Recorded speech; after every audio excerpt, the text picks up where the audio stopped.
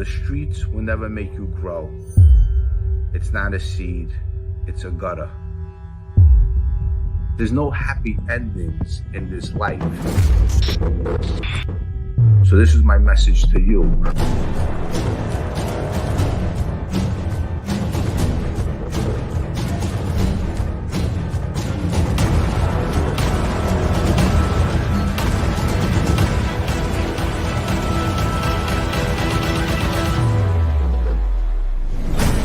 The streets will never love you back.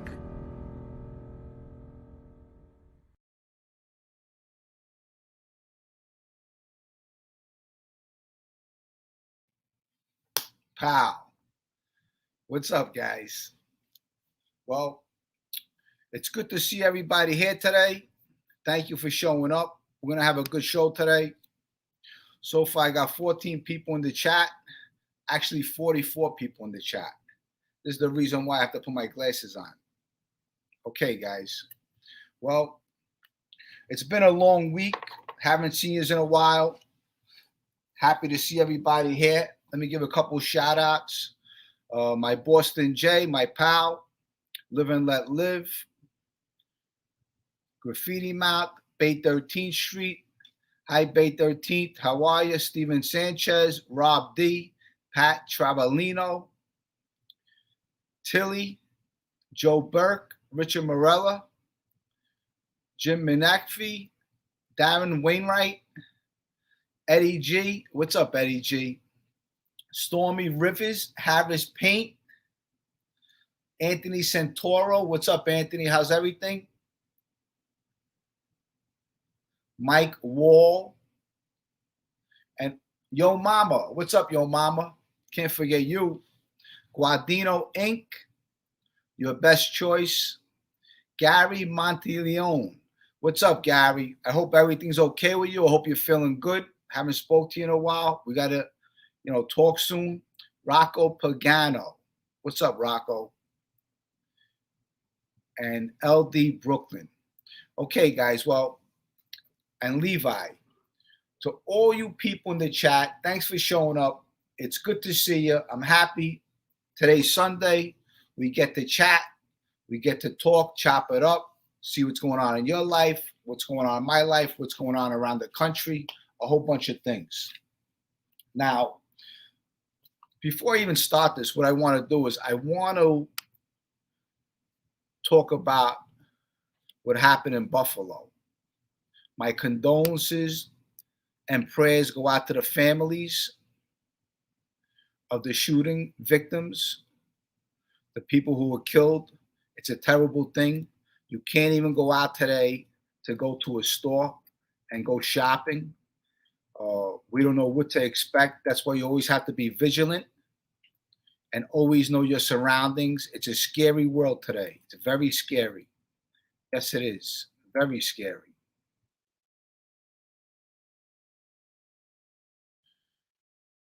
Let me just look at this chat quick.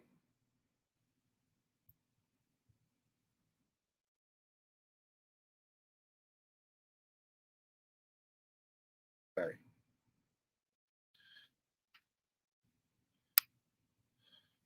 All right. I think I'm good now. Got that out there. Okay, guys. Well, today I'm going to talk about memories, things that went on in my life, growing up, childhood, friends, people that were murdered, things that affect me. They always bother me. When I look at pictures, I put up John Polio, and that's his nephew, Frankie. Now, John Polio was murdered at the age of 19 years old. He was a good kid. He didn't deserve to get killed. But in my neighborhood, people kill you because they want to make a reputation for themselves. And I tell you straight out, because you know what? I don't care. I'm not in that life no more. Okay? I have nothing to do with that life. I was a part of the Beth Avenue crew. Hi, Sherry. How are you? It's good to see you in the chat. New York Dad. I'm not a part of that life no more. That Beth Avenue crew garbage shit.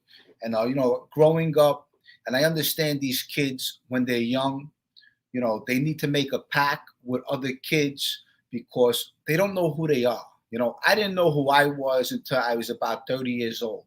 I realized I don't want to throw my life away. I don't want to waste my life in prison. And that's when I decided to cooperate. It's, this is something I don't hide. I throw it on the table, and you know what? It is what it is. But I don't ever want to see any kid out there throwing his life away, because you got so much potential. And once they take your freedom and you make a mistake that you can't take back, your whole life is destroyed. So, that's my message to the kids out there. There's always a message. And, unfortunately, this can't be wrong. How are you? And unfortunately, I lived that life. I was a kid at one time, and I looked up to the wrong people, and I made a pact with my friends. And it's a life I learned to live, that I wanted to live. You think you're cool, you want to be accepted, so you and your friends, you make a pact together. By the time you know it, you're in a gang, and you're committing crimes. You start out maybe stealing cars, committing burglaries, selling drugs, and then the crimes get worse. Now you're involved in a murder, and your whole life is destroyed.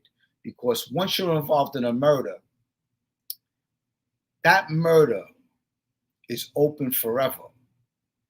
The state or the feds could come knock at your door anytime and pick you up. You could be doing the best you've ever been in your lifetime. You could have grandkids. And you know what? You could get that knock at your door. Hey, remember what happened 30 years ago? Well, your past just came back to haunt you, because that's what happened to me. I think game 6 is 7 o'clock. Yes.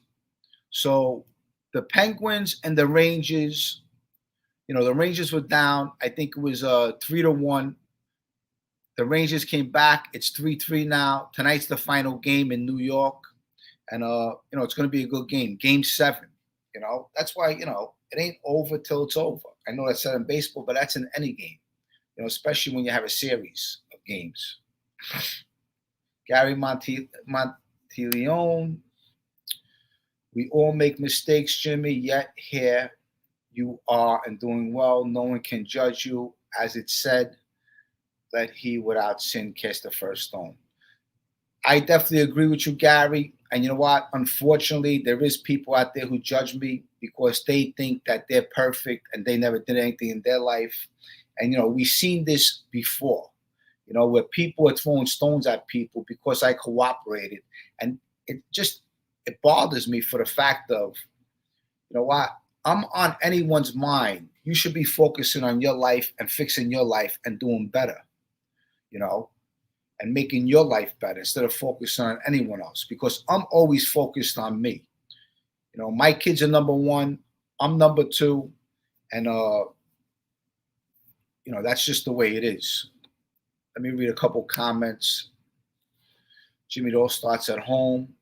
Are we doing our kids a big injustice? Well, at the end of the day, it's all about the kids for sure. People are always going to judge if you're doing good, and they're not. Yes, absolutely.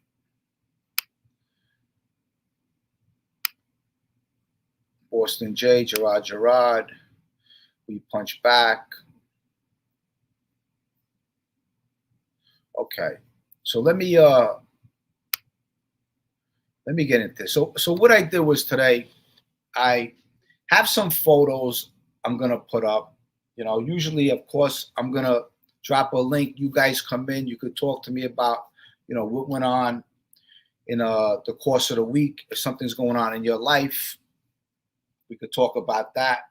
But, I just want to, one more time, my condolences, my prayers to all the people in Buffalo that was involved in the shooting. And, it's a sad thing. It really is. It's very sad what's going on in this country, where you go to a store and you go shopping and you don't know if you're going to come home. It's sad. It's very sad. That's why the people out there spread kindness, spread love to people, because that's what we need. Uh, I just wrote down a couple stories I also want to tell.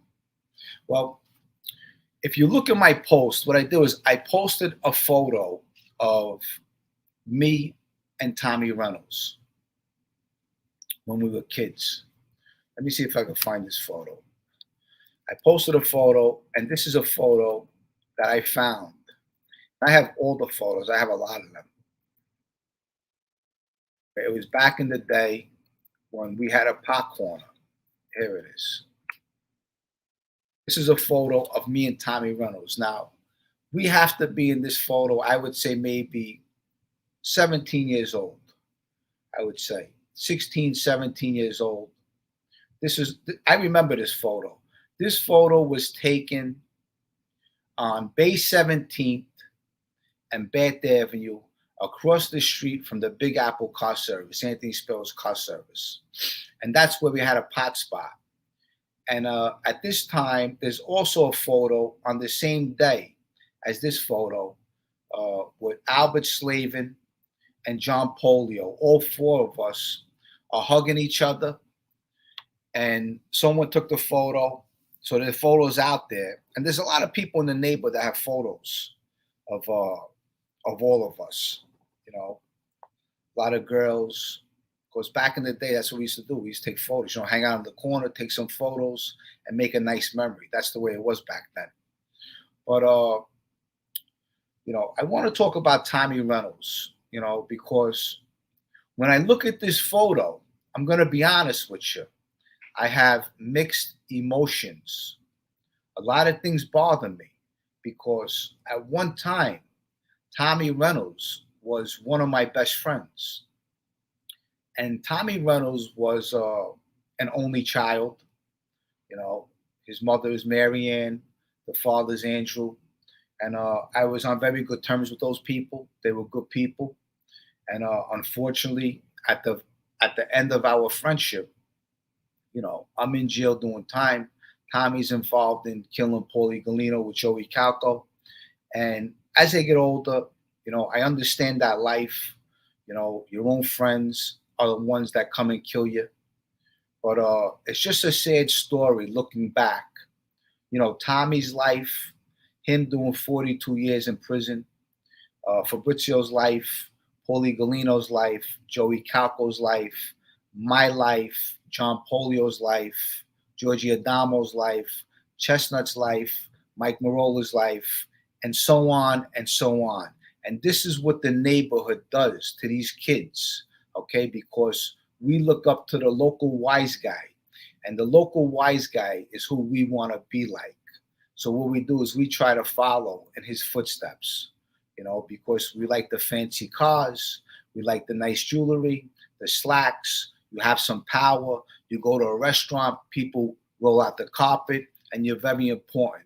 People look at you as you're very important. You're important because you're a part of the mob.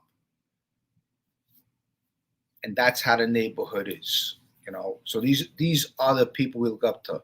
But looking at this photo, looking back, it's a photo of a memory where I wish I could go back in time and start all over again. I would change the course of my life, Tommy Reynolds' life, and everyone else's life who were affected by the things we've done.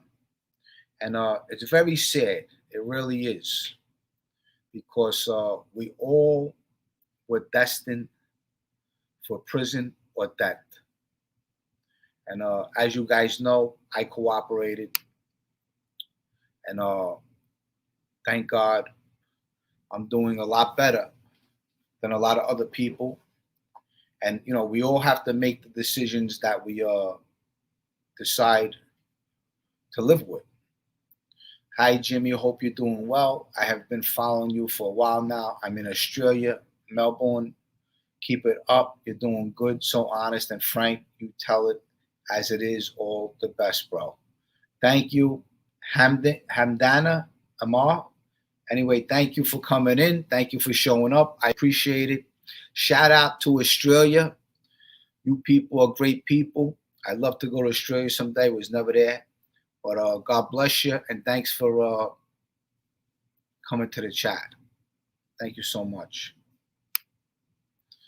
Hey, Dawn Marie, how are you? Happy Sunday to you. So, yeah. So when I look at that photo of me and Tommy Reynolds, I get mixed emotions, and a lot of things bother me. So let me tell you a quick story, which I might have told this story once before. When we were selling pot on the corner on Bay 17th and Bay 19th, these were our pot spots. It was me, Albert Slavin, John Polio, and Tommy Reynolds. We had a pot spot. And we would pick up weed from Georgie Conti. That's where we picked up our weed. At that time, there was tie stick going around. We would pick up like a quarter pound of weed at a time. There was little threads around the tie weed. And then we would go back to John Polio's house and we would bag it up. We had a triple beam of scale. You bag it up. You put it in tin foil. Back in the day, we used tin foil. There was no plastic bags. We didn't use plastic bags. Every so often, we used the plastic bags, but the tin foil was simple, and we would sell dime bags off the corner. This particular night, now this is the first time I ever experienced prison, okay? I was about maybe 16 or 17 years old. We weren't old enough to even go to prison, but what they did was the cops brought us to central booking, and we sat in central booking for about 8 hours until our mothers picked us up. But let me tell you this story. So this story, what happened was, we're on the corner of B19th Street and Bath, and we're slinging dimes of weed, okay? I got 20 bags of weed down my pants, 19 bags of weed. I remember this like it was yesterday. And Tommy Reynolds is there, Albert Slavin, and John Polio. Funny story. So this guy pulls up. His name is Mike, okay? Now, I didn't know this guy Mike. Nobody really knew this guy Mike. This guy Mike bought some weed off us back in the day, once before, and he always used to come around with a car. So this time he says, hey, you want to go for a ride? You want to smoke a joint? So we get in this car, okay? Like, there's like 4 joints passing around. Everybody's like smoking their own joint, passing it around. You're having a good time. You're a teenager. You're going for a joyride. We're thinking this guy's car is legit. The car wasn't legit. We find out the car's stolen. So we're going down 18th Avenue, and all of a sudden, there's a cop car behind us. And he puts on the siren, whoop, whoop, whoop, whoop. So we said, oh, shit. I'm saying, I got 19 bags of weed down my pants. That's why I used to keep it down my pants. And Reynolds got some money on him. Polio's there, and Albert Slavin. So the cops pull him over. They ask him for his registration, insurance card, and license. They punch in the plate, the VIN number, and the car comes up stolen. Okay. Now this is the first time we ever experienced, going through the system. So it comes up stolen, and another cop car shows up, and they put us in the car, and they drive us to the 6-2 precinct. They put us in the 6-2. They put us in the bullpen. Now, the guy, Mike, was a little older than us. And so they separated him, and they put him in a different bullpen. They kept me, John Polio, Albert Slavin, and Tommy Reynolds together.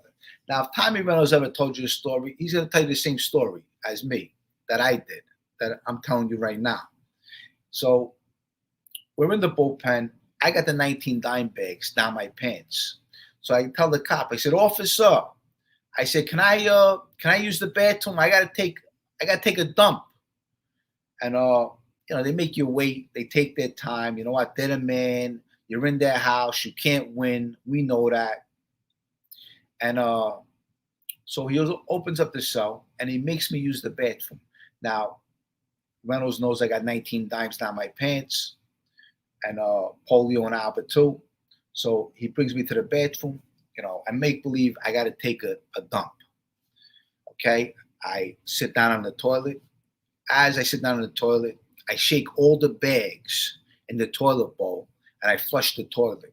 I make them flush because I don't want to get caught with weed. Back then, if you got caught with a joint, you go through the system. So the 19 bags I end up getting rid of. I go back downstairs. I tell Reynolds, Albert, and John Polio I get rid of 19 bags. Now what they're doing is they're transporting us to central booking. Okay, we get to central booking. Now we're all a bunch of Italian kids. You know, Albert's half Jewish, and as we walk in central booking, there's a bunch of black guys in the holding cell, and we're young kids. We're 16, 17 years old, and as we're walking in, you know, Tommy Reynolds always had an attitude. I always laughed and tried to make a good time out of it. Polio was just like, you know, he was cool with it. He had like a little joint he was looking to smoke inside the cell, you know. And Albert Slavin was crying. Okay, he was crying that you know, he was locked up. And as we're walking through, we hear these black guys go, "Yo, who the fuck is this? What's this? The mafia?" And they're calling us the mafia. We're young kids, 16, 17 years old. And these black guys are saying, "Yo, look at this. The fucking mafia is here." And I'm laughing underneath my breath. And these guys are some serious guys. I mean, they're big guys. And I'm saying, whoa, you know what I mean? We might be in some fucking trouble over here. You know what I'm saying? But don't get it wrong. Believe me, we were all ready. And we start become friendly with them. You know what I'm saying? We got some money on us. We're telling the cops, "Hey, officer, do me a favor. Could you get us a couple sodas in here?" I'm saying maybe a couple sandwiches. And we buy everyone sandwiches, sodas, and all the guys in the cells are eating sandwiches and drinking sodas. And the cops are just looking at us. And we're looking at each other and saying, "Mink, look at us. Mink, we came here. We're having a fucking party over here." But we weren't old enough to go through the system. So our parents had to come and pick us up. So my mother comes with John Polio's mother, Tommy Reynolds' mother, Marianne, and Albert Slavin's mother, Carol. Okay. They came, I think, in two separate cars. On the way home, I think I'm in the car with Polio's mother and Tommy's mother. And my mother's just screaming at me. And she goes past everybody as soon as she sees me, and she gives me a big slap. Bang! Right across my face. Now, Albert's laughing at me because I got slapped. Tommy Reynolds is just looking seriously. You know, he don't want to laugh for nothing, but that's how Tommy was. And Polio's just looking like, you know, Polio's mother wasn't going to slap Polio. Polio was more in control, and he was like, you know, he would like basically tell his mother what to do. You know what I'm saying, at that age, you know, like I said, once you realize you're a greater force than your mother, who's going to stop you?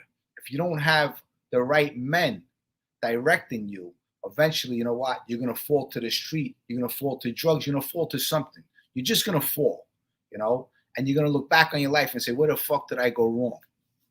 But, you know, that's a story that is a memory. And I look at Tommy Reynolds, and in all honesty, I know he had something to do with killing Paulie G. But it bothers me. It really does bother me that he's doing all that time, you know. I wish him the best of luck. And, you know, I heard he changed his life, and I hope he did. And hopefully he gets out and he can have his life back, because that's all I wish for all my childhood friends. I wish them well. Yes, I do. You know, if you're still in the game, shame on you.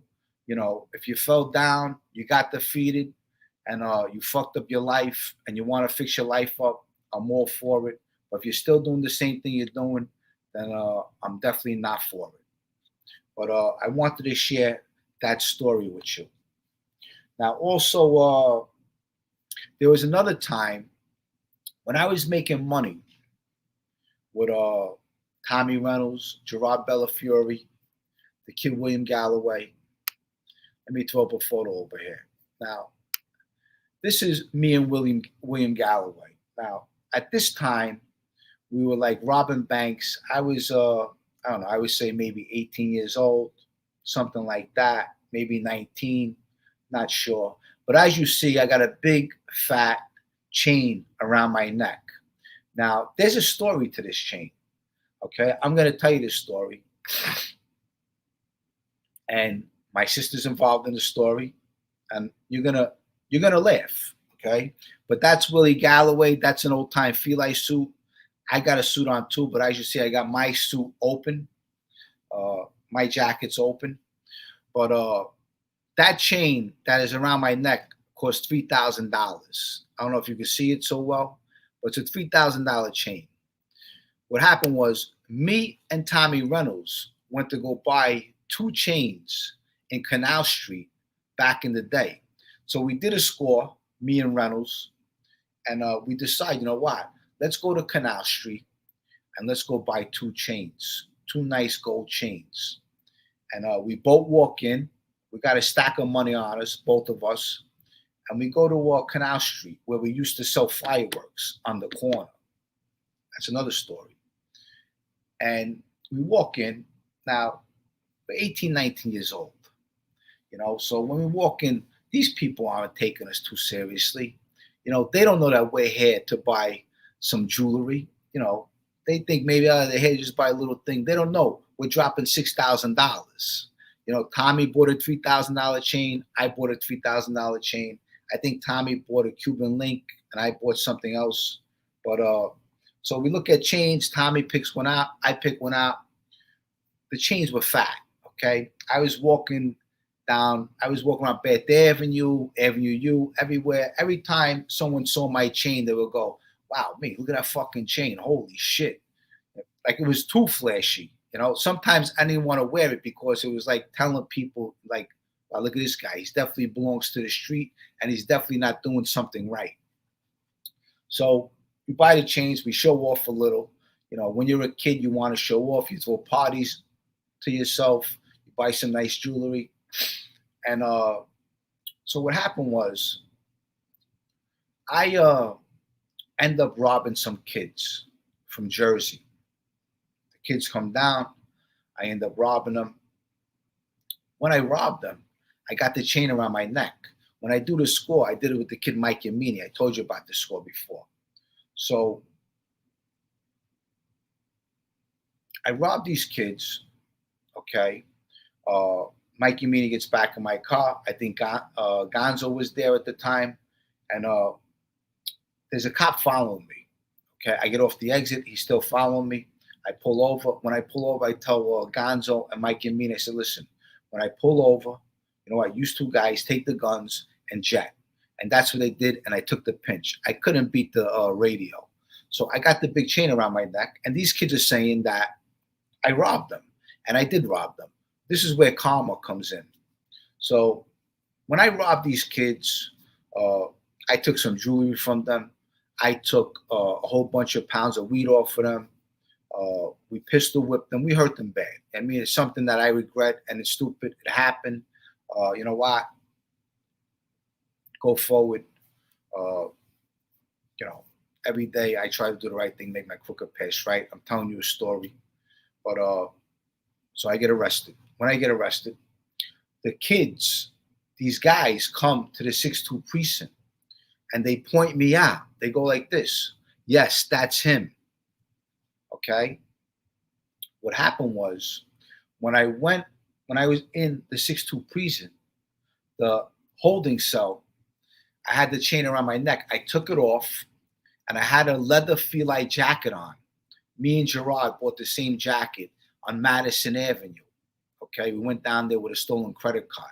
Everything back then was a crime. If I was buying something, it was a crime with a stolen credit card. If I was driving a car, it was probably stolen. You know, everything was a crime back then. You know, used to rob a lot of cars. did some banks. So I take the chain off my neck and I put it in my leather feline jacket. Now, my sister Lisa, till this day, I don't make my sister live this down. Okay. So my sister Lisa comes in, and when she comes in, I give her the leather jacket and I put the chain in my leather jacket and I go like this to her. I said, listen, I said, take this and get out of here. Go. But she wants to keep on talking. You okay? This, that. And she yaps, yaps, yaps, yaps, yaps. And she keeps on talking. I said, Lisa, get the fuck out of here. Go. Take the jacket and go. As I'm talking to her, a cop comes over. Okay? She's there maybe 5-10 minutes talking to me. I told her, I said, get out of here. Take it and go. And the cop grabs the leather feline jacket. Okay? As he grabs it, he goes through the pockets and he finds my chain. Okay? And the cop ends up taking the chain. He never, ever reports the chain. Never, ever reported it. Back in the day, this is what went on. So I got beat for a $3,000 chain. But that's karma for me because I robbed these kids and in return, the cop robbed me. So that's what happens. But that's a story. I never make my sister live down. And but I did a lot of things with my friends looking back, a lot of funny stories and things like that. Here's another photo I'll show you. I'll share this one with you. This is a photo of me, the kid John in the middle. He was one of my neighbors, and Albert Slavin. And that's my niece when she was a baby. Now she's maybe 35, 36 years old. So this photo is 36 years ago, maybe 38 years ago. I'm not sure, but it's a long time, maybe 36, 35 years ago. This photo is. This is back in the day, long, long time ago.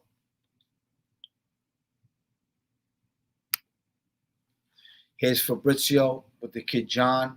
This is a time when after they killed Paulie G, they took over Paulie G's drug business. And Fabrizio was the man back then. Of course, Reynolds was the man with him too. Now, when I was doing time, when I first went away, they killed Paulie G. After they killed Paulie G, what happened was they started sending me money every month. And what happened was, let me just see what this is quick. Okay, I got a new member over here. Beautiful. Crackling Rosie True Crime. New member. Okay, thank you. Got a new member. Beautiful. Okay. So, like I said, when they killed Paulie G, what happened was, Paulie G was getting $10,000 a week. Little Joey, he had a partner. We got rid of his partner for him, and it became his own business. Now, when you're selling drugs back in the neighborhood, you have to pay people. If you don't pay anybody, you're going to get murdered. That's just the way it is. You have to pay. And it was me, Fabrizio, Tommy Reynolds, Joey Calco, and Paulie G. But me, Fabrizio, Tommy Reynolds, and Joey Calco, we were the ones going out there and robbing people. Paulie G's not the one who robbed anybody. We would go out there at nighttime. We would stick people up. We would pistol whip them, and we would take their drugs and their beeper. Now, if they weren't with nobody, now they have to be with Paulie G, and they would pay Paulie a weekly pay, whether it was $1,000 a week, $2,000, whatever they were making, whatever their beeper was making. We would drive around with them with their beeper to see what they were making, and at the end of the week, look, these kids back then were killing it. They were making tons of money. Cocaine back then was big. Everybody was doing it. There was a lot of money to be made with it, and that's how the streets were run. But you had to pay somebody to survive, because if there was a beef, you had to call somebody to sit down for you, So Paulie G at the time, when I got picked up in May of '93, Paulie G was collecting $10,000 a week, $10,000 a week. So that's $40,000 a month. Out of that $40,000, Joe Benanti was getting some, Paulie G was getting some, and Spiro was getting a couple of dollars for sure, 100%. Okay, he was getting money too. And what happened was, after they killed Paulie G, now that money was up for grabs, because Paulie G's out of the picture. Now we know that Joe Benanti had green eyes for sure. Tommy Reynolds got his cut. Calco got his cut. Fabrizio got his cut. So when I was away, they would pass by my mother's house once a month, and they would drop off maybe $1,000. Now, $1,000 out of 40,000 a month is nothing.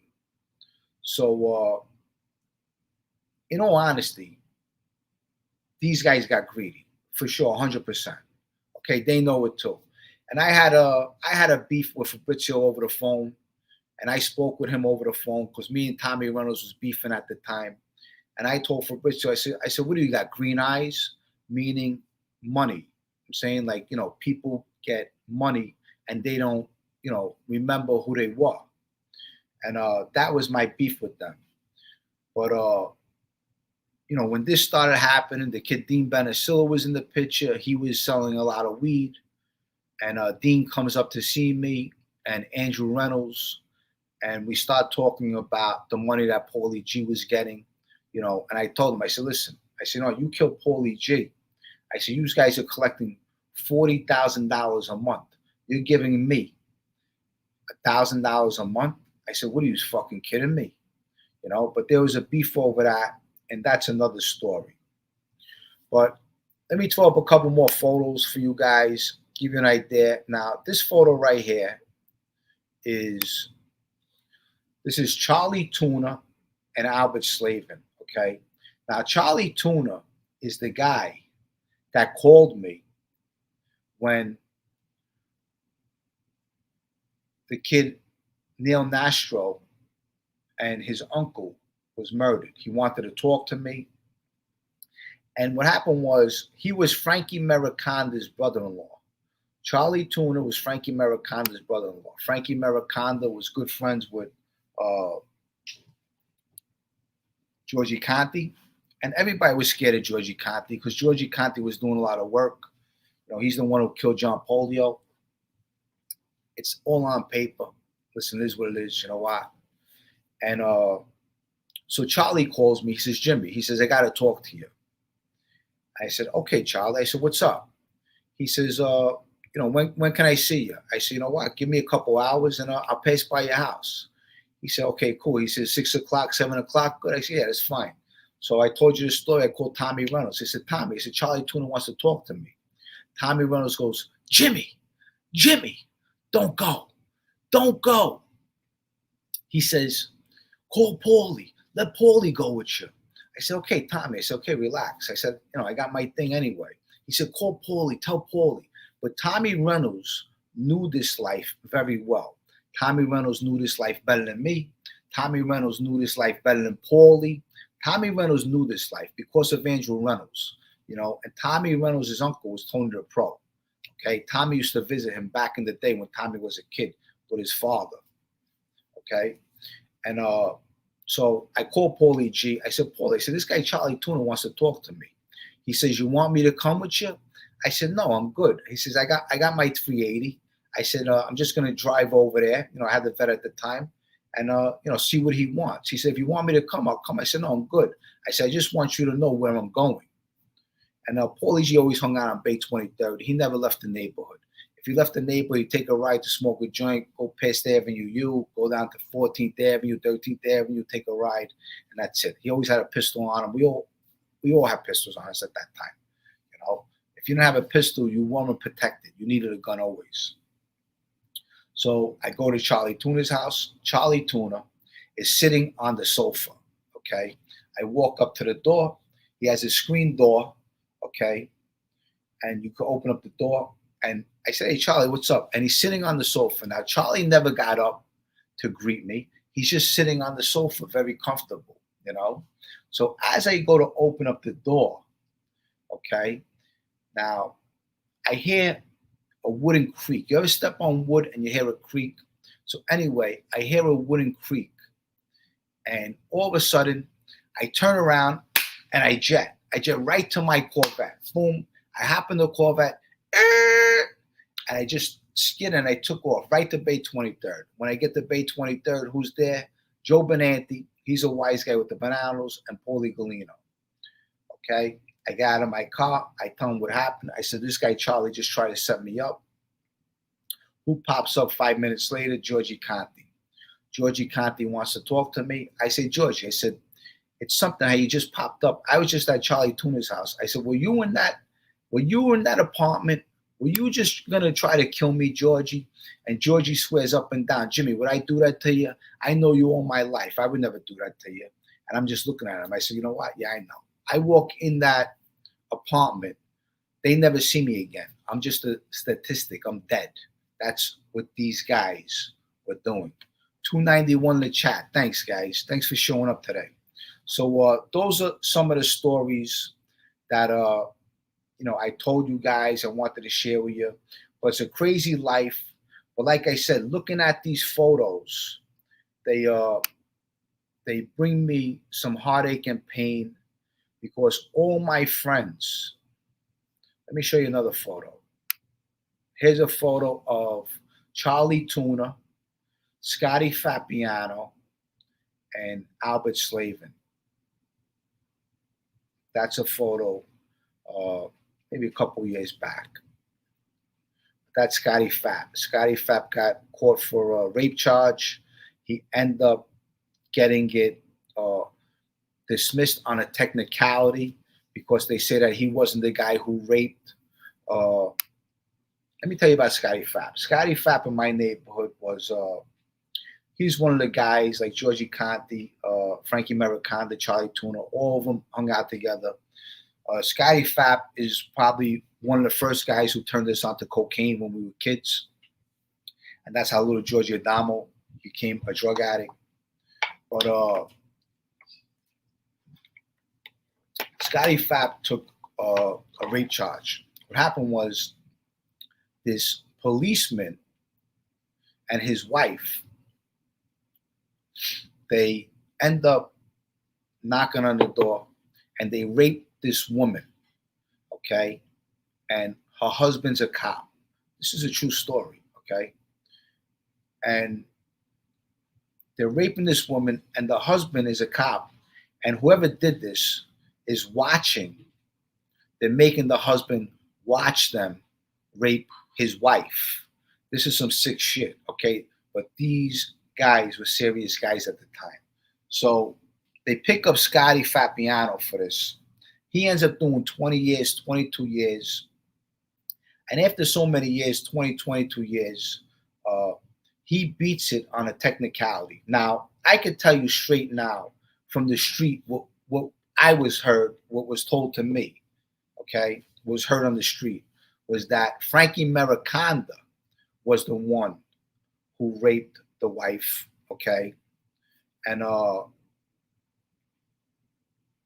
they had this DNA. It didn't match up to Scotty Fabiano, and that's how Scotty Fap beat the case. But these are stories that from my neighborhood, all these stories are crazy and insane. There's stories with Satch, when Satch killed a black guy. There's a lot of stories where a lot of guys from my neighborhood, a lot of them are dead now. Not most of them are in jail because they're either dead or you got a few maybe in the street. But going back 30, 40 years is a long time. But these guys back then were serious guys. Let me just share a couple photos with you. This is a photo. I'm going to share this with you. That's a photo of Eddie Leno with little Georgie Adamo. That's when Eddie Leno baptized little Georgie Adamo. That's Eddie Leno. Now, Eddie Leno was a wise guy in the Gambino family. He was very good friends with little Georgie Adamo's father, Georgie Crowbar. And, these guys were serious guys. But this week, I'm going to be doing a story on Georgie Crowbar, and I'll be sharing these photos with you. But that's little Georgie Adamo with Eddie Leno back in the day.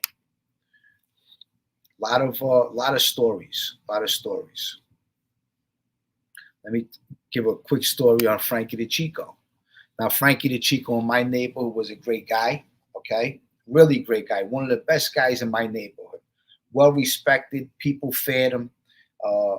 If you look at all the photos with Paul Castellano, Frankie the Chico's right there. He was very close with Paul Castellano, and he's the one who set up Paul. And, he's the one who agreed that John Gotti could be the boss.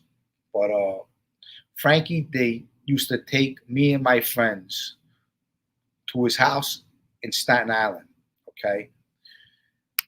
We didn't have pools, okay? We grew up in buildings. Little Georgie grew up in a house. Paulie Galino had a house. Joey Calca had a house. Tommy Reynolds had a house, but then they went to an apartment. Me and Fabrizio grew up in a building, and then eventually Fabrizio's parents bought a house. But,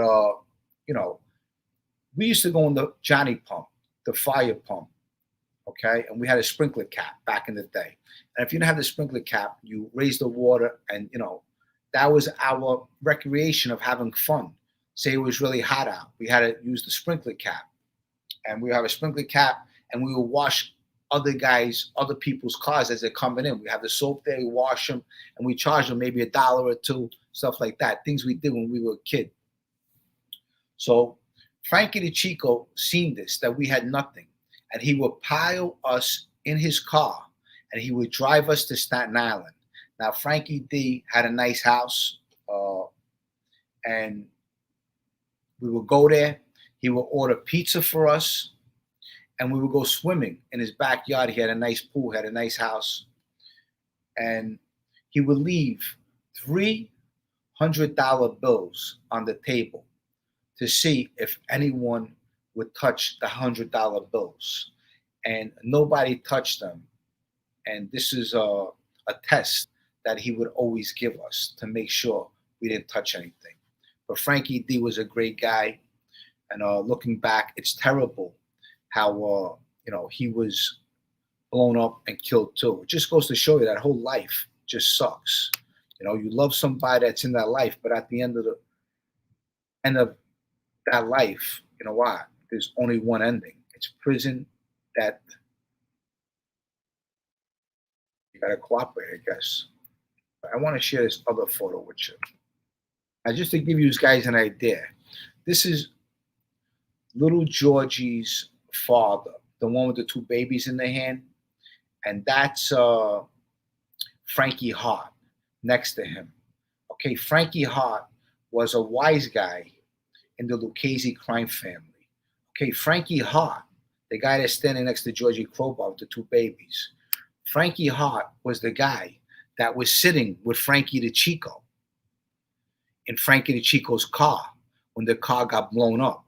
So I'm just giving you an idea that if Georgie Crowbar don't get murdered with Charlie LaRocca, Georgie Crowbar and Charlie LaRocca are both going to become wise guys, 100%.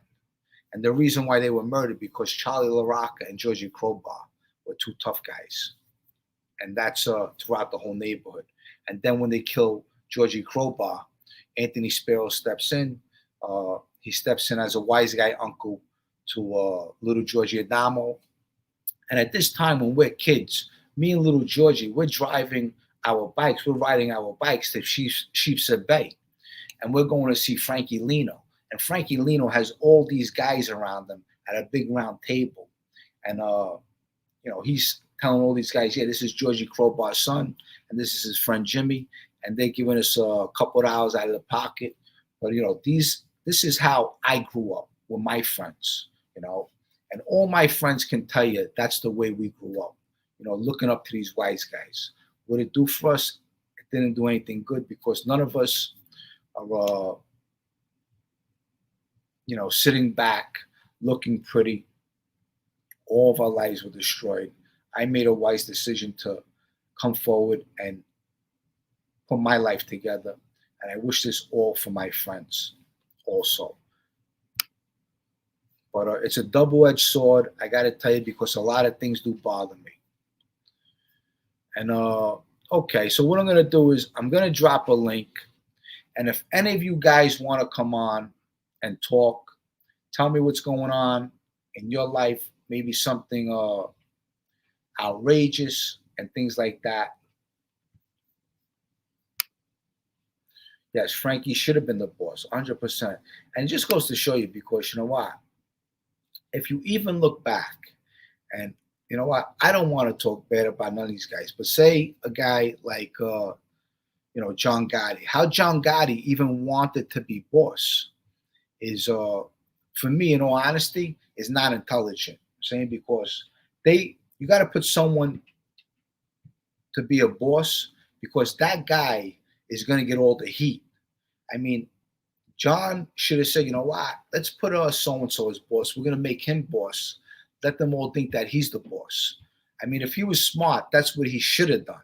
He should have put someone else to be boss, and he would have been the boss of Frankie the Chico, the underboss. But make believe, let someone else be the boss. That's what he should have done. Don't you love doing the show like therapy? Yes, I do. This is my therapy. Well, let me drop a link and let's see who wants to come on, chop it up.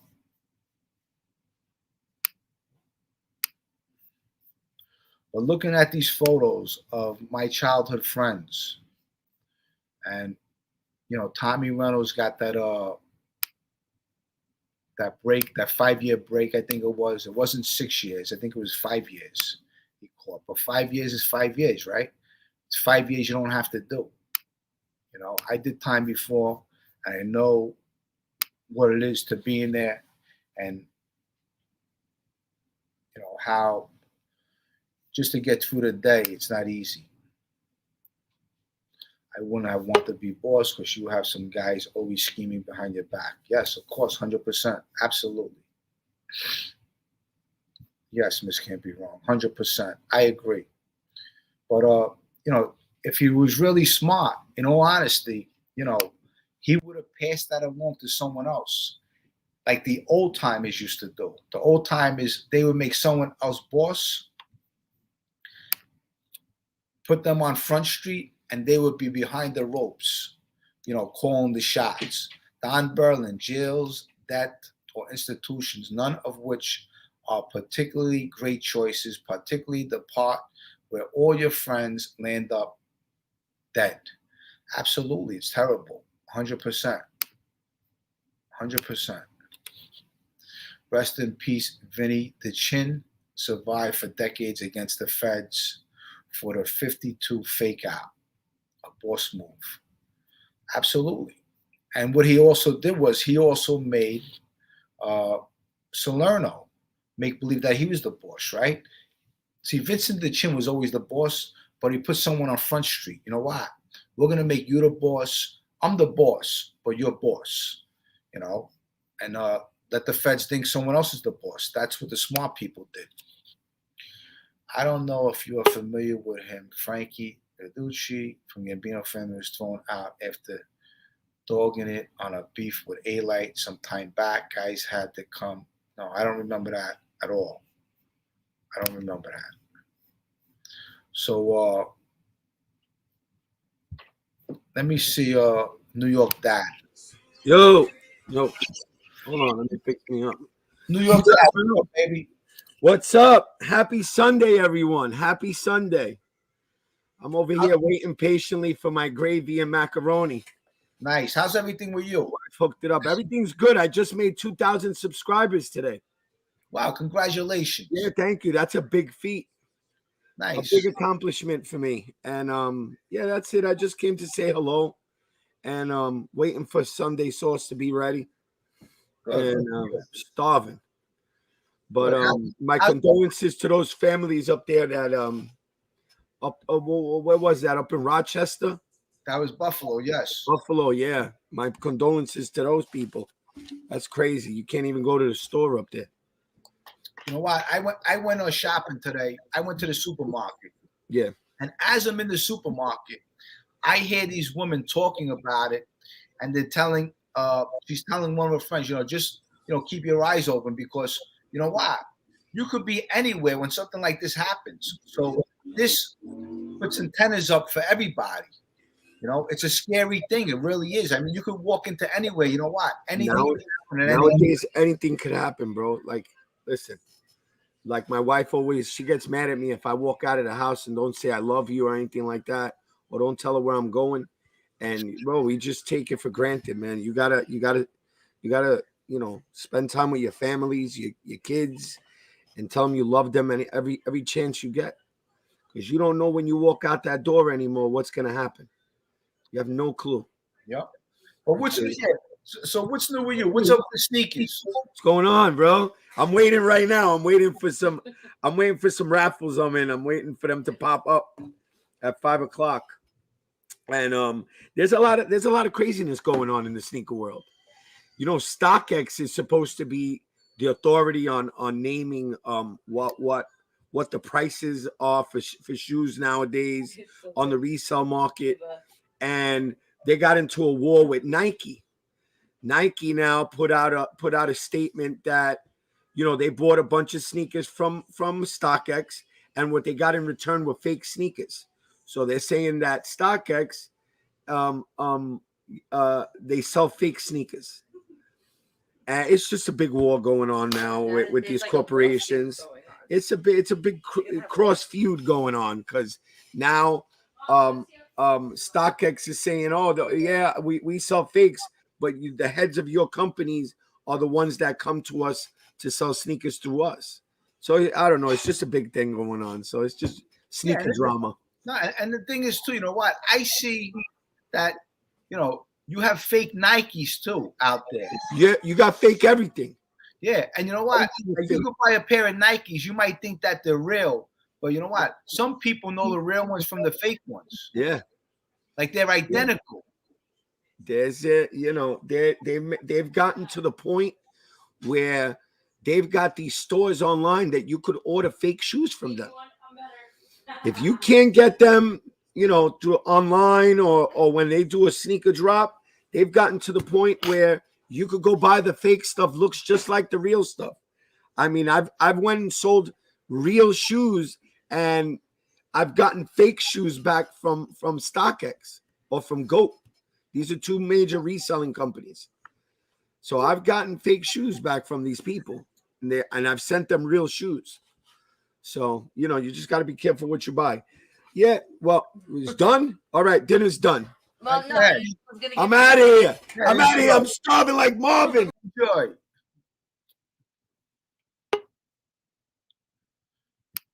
Christopher Drago. I don't know who you are. You don't have a photo up there, so if you don't have a photo up there, you're gonna have to put a photo up there, buddy. Sorry. But Live and Let Live asks me a question. She says, Jimmy, do you think you would ever do an interview with Tommy if he agreed? And she means Tommy Reynolds. And you know what? I would do an interview with Tommy. Yes, I would. 100%. Because I know, and Tommy Reynolds knows, that I didn't put Tommy Reynolds away. Tommy Reynolds put Tommy Reynolds away. And he knows that too. And I know someday he will say that, because I ain't the one who put him away. He knows that. Tommy Reynolds was his own worst enemy. And he knows that. And I was with him on a lot of bad things. But he knows the truth, for sure. And if he's honest and truthful, I know exactly what he'll say, because I know his character.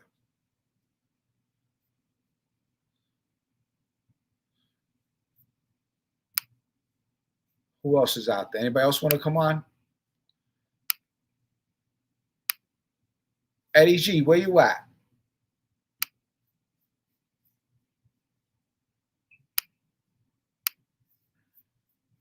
Let me just drop this link again. Yeah, so, it's been a while since, all last week I didn't come on because I've been a little busy, you know, catching up on things. I had to do some paperwork, things like that. But this week I'm gonna have actually a few interviews. I got Frank Calabrese. He's from Chicago. His father was a wise guy in the outfit. He wrote a book, and I'm gonna have him on. I think maybe Friday or Saturday. I'm reading his book now. I just got it yesterday, so he's gonna be a good interview. Now, this is a guy, and I tell you straight out, you know what? He had to testify against his own father, this guy, to get out of his troubles. The father ends up putting a contract on his own brother, and the brother lives. And we're going to have Frankie tell us that story. But, you know, just imagine testifying against your own father. You know, it's either, you know, your father takes the weight to save you and admits to his guilt and lets you loose, lets the feds let you go. Or, you know what? Do you want to spend the rest of your life in jail? Of course not. So let me put Graffiti Mouth on. Let me see what he has to say, Graffiti Mouth. Hey, what's up? What's up? Yeah, so what's new with you? I'm doing a lot of editing. I'm doing a lot of videos, you know. Nice. I'm writing, but you're talking about Tommy. I figure right. I tell a pretty cool story about Tommy. Go ahead.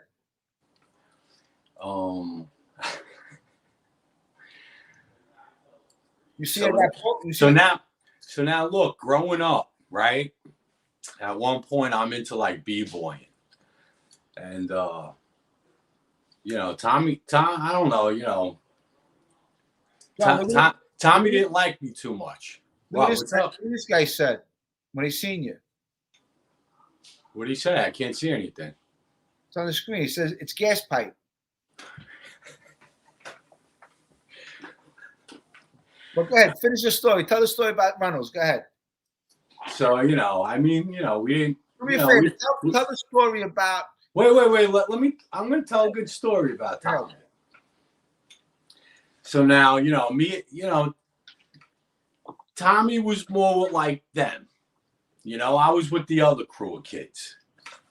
You know, it was like two crews of kids on the avenue. You know, BAB was basically them.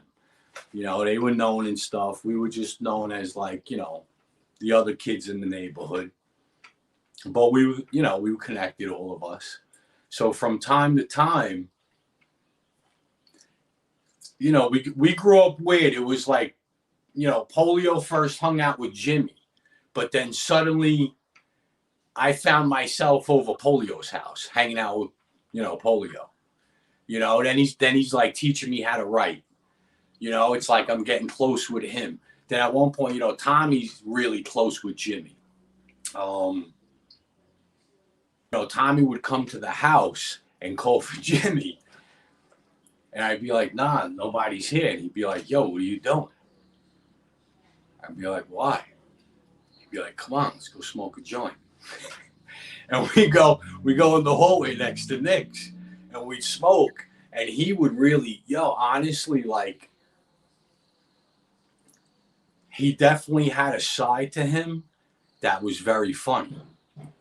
You know, like if you hung out around him enough, you saw like this humor, you know, with creative street terms and stuff. And so now I remember, like, now it's going to junior high school. We're all in Dyker. You know, I got a bunch of different friends here and there. My typical friends, you know, Joey A, Joy Milano. Those are my friends in Dyker. Nikki. But we were always cutting class. And Sab too. We're always cutting class and we're always in the hallway. You know, we're always in the back hallway, the staircases.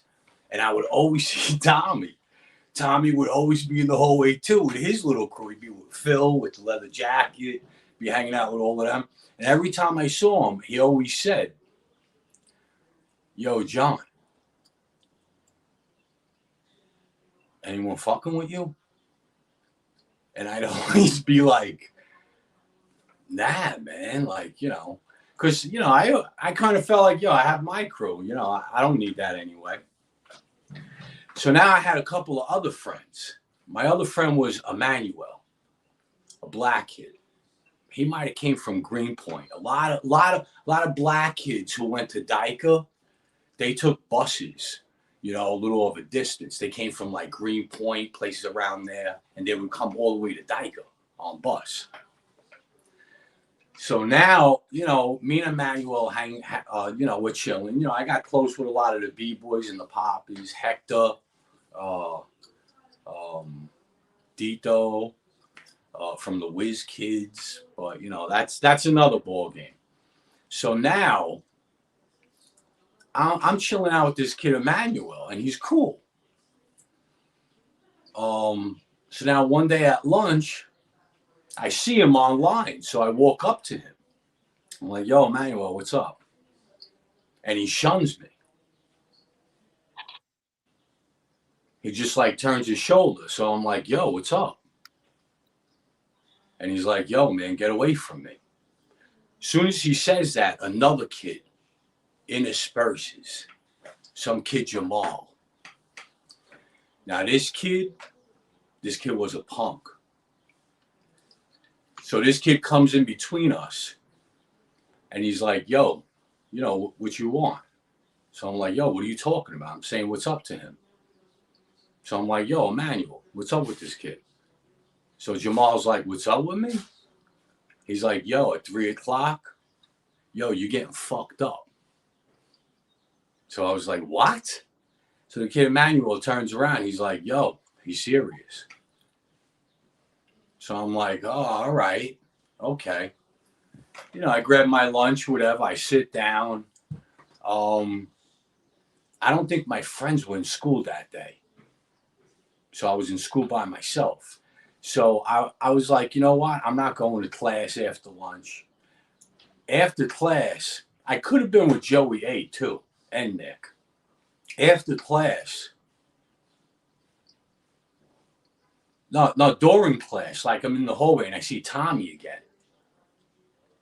You know, and I'm just thinking about like, all right, 3 o'clock, yo, this kid's gonna be outside, this and that. I see Tommy, and Tommy's like, yo, what's up?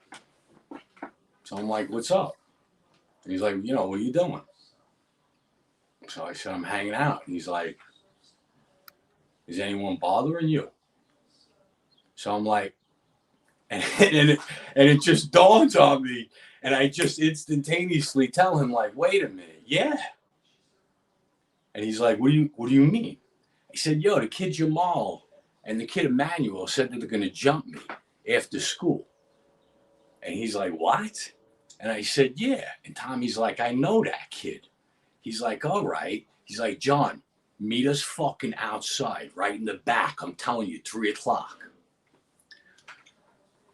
3 o'clock comes. I walk outside the back doors. Yo, Tommy's holding this kid already. Tommy's got this kid, Jamal. And some kid, maybe Gabe from 13th Avenue. And when I walked outside, I'm telling you right now, yo, there was about 50 heads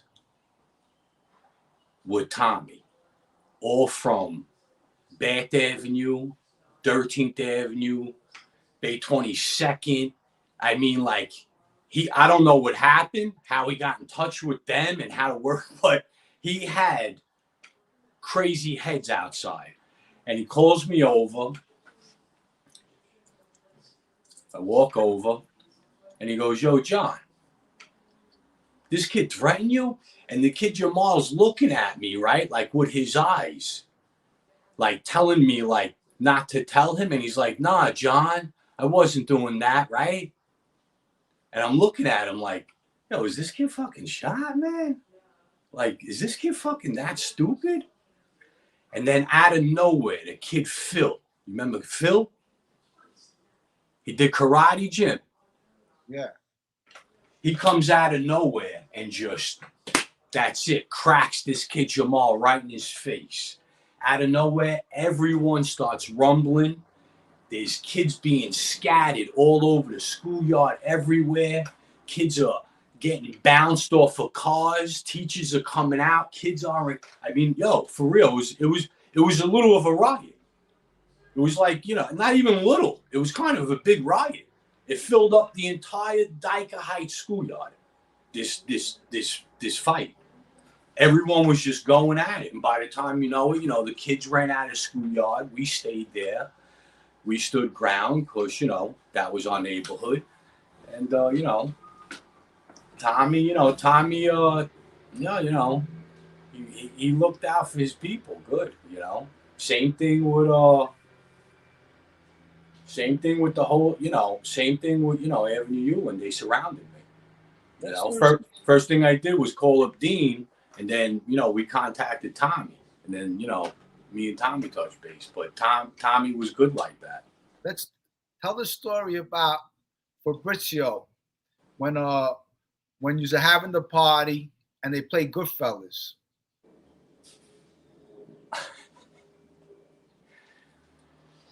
Tell him about you and Dean. You used to be promoters. You used to promote parties and stuff. My brother and Dean Benasillo used to promote parties. Okay. Well, I don't know. Just in case anybody didn't know, Dean started promoting parties. I don't know. They were called a shindig or something like that, and they were called Little Caesar parties. Ironically, our indictment was called Little Caesar. Operation Little Caesar. So there's a lot of things that people don't know where people are so now I'm hired as the doorman. I'm hanging out in Manhattan since I'm a kid. Dean's like, John's perfect for the door. I'm picking and choosing. I had no idea what kind of parties Dean was going to throw. I thought, I was seeing Dean at the Limelight a lot, so I kind of felt like, all right, Anthony Farice, he was chilling out at the Limelight. I started seeing a lot of heads at the Limelight. I felt like, all right, man, they're getting in touch with, that Manhattan side. That's dope. But then they started intertwining like the neighborhood side with the Manhattan side. I'm walking away. At one point, oh my God, first of all, during the fucking hot time of the night, lieutenants and sergeants show up. And they're outside and they're telling me no one's getting in this place and there's nothing you can do about it. And that's that. And I'm saying, what are you talking about? Like, we're having a party. Like, what's going on? And he's saying, from here on in, we're standing here, you're IDing everyone. Now Zepp shows up. He doesn't have ID. Holy shit, dude. And he's standing there and he's like, yo, John. And the lieutenant's standing there and he's like, where's your ID? And he's not saying nothing. So I was like, he doesn't have ID. I was like, this is my cousin, man. And he's like, I don't care who he is. And I'm like, holy shit, I gotta go get Dean. Dean comes out. Dean talks to the guys. These lieutenant guys, I don't know, they stayed there, but they went to the side a little bit. We started allowing people in. Everybody, all of our people eventually got in. The peak of the night now, like 1:30, 2 o'clock in the morning, I walk in. And there's a fucking giant screen TV in the middle of the dance floor playing Goodfellas, the movie. I'm saying, what the fuck is this? Why is he doing this? Now everyone knows, look, when you're throwing a party, you don't want to throw a movie up Goodfellas, because you throw Goodfellas up, you're going to have the gangsters. They're going to start taking out the knives and start stabbing people. So, and when he says Zepp, he's talking about Fabrizio. So go ahead, finish the story. So they're at a party. There's a big screen TV, and Goodfellas comes on the screen, and this party's jamming. And Party's jamming. Now Padone and Grillo. Hey, yo, John, come on, yeah, let's have a drink. Saying, what the fuck are they doing? And they're both agreeing with me, like, I don't know, John, you got to talk to Dean. Yo, John, you got to do something about this. Like, and I'm like, yo, I can say something, but, whatever. So now, hey, cheers. We're fucking saying cheers. I turn to the side. And we're seeing a kid being picked up and just dropped directly on the floor. And he's just laying there out cold. By the time you know it, everyone in the place, like everyone's brawling. Everyone is fucking killing each other. And Padone's saying, John, and I'm saying, yo, everyone, like us three, like just stay in the fucking corner. That's it. We're staying right here. Just watch it. As long as no one touches us, anyone comes near us, that's it. Like we were like really hyped up and shit. And I'm looking around and I'm saying, yo, where's that? He's like, I don't know. So I go and fucking run. I'm looking all over for him. He's like, scene from a movie, dude.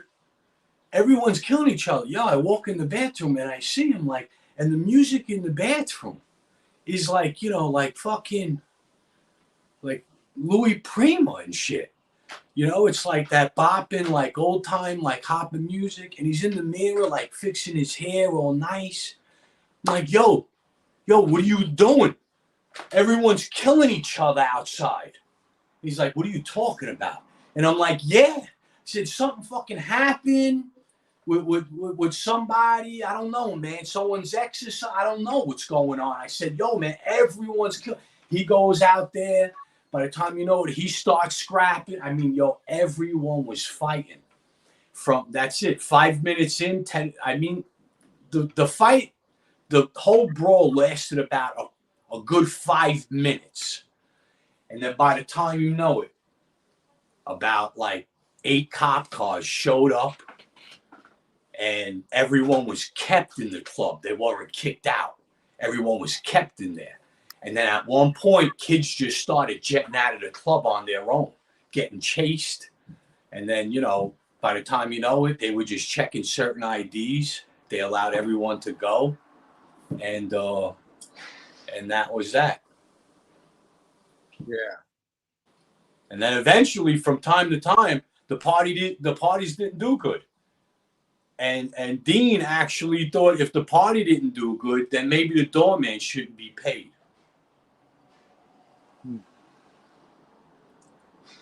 So I would tell you that eventually I would touch base with Zepp. They would touch base, and that would have to be all straightened out. But it goes to show you, look, like I'm actually the guy who actually brought Dean on the avenue.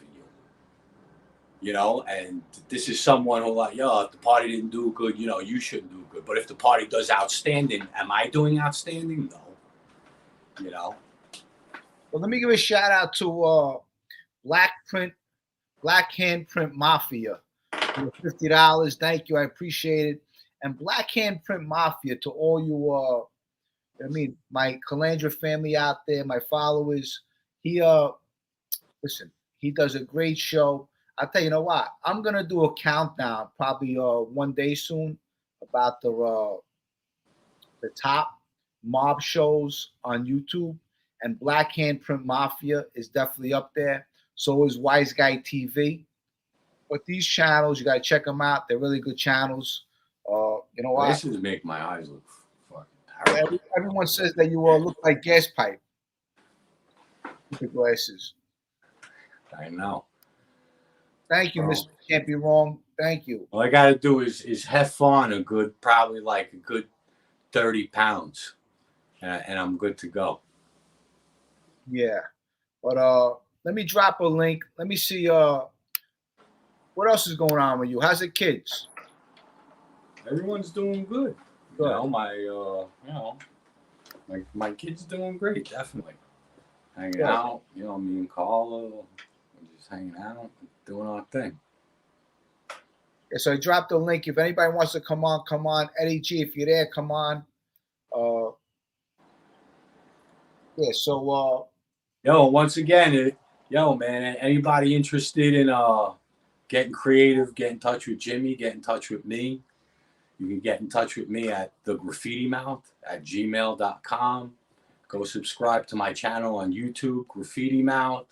I'm just getting, into certain things, but I'm going to be doing some cool stuff. yeah. Graffiti Mouth, that's his channel on YouTube. Check him out. He's got some good stuff coming out. Eddie G, if you want to drop in. You could talk about the fights last night. I was supposed to go with Eddie G to the fights last night, but I never went. I couldn't make it. But this week we're gonna have hopefully we get Tommy Dades on one day this week. I think Wednesday night I'm gonna be on Bobby Louise's show, 8 o'clock Wednesday night for a little while.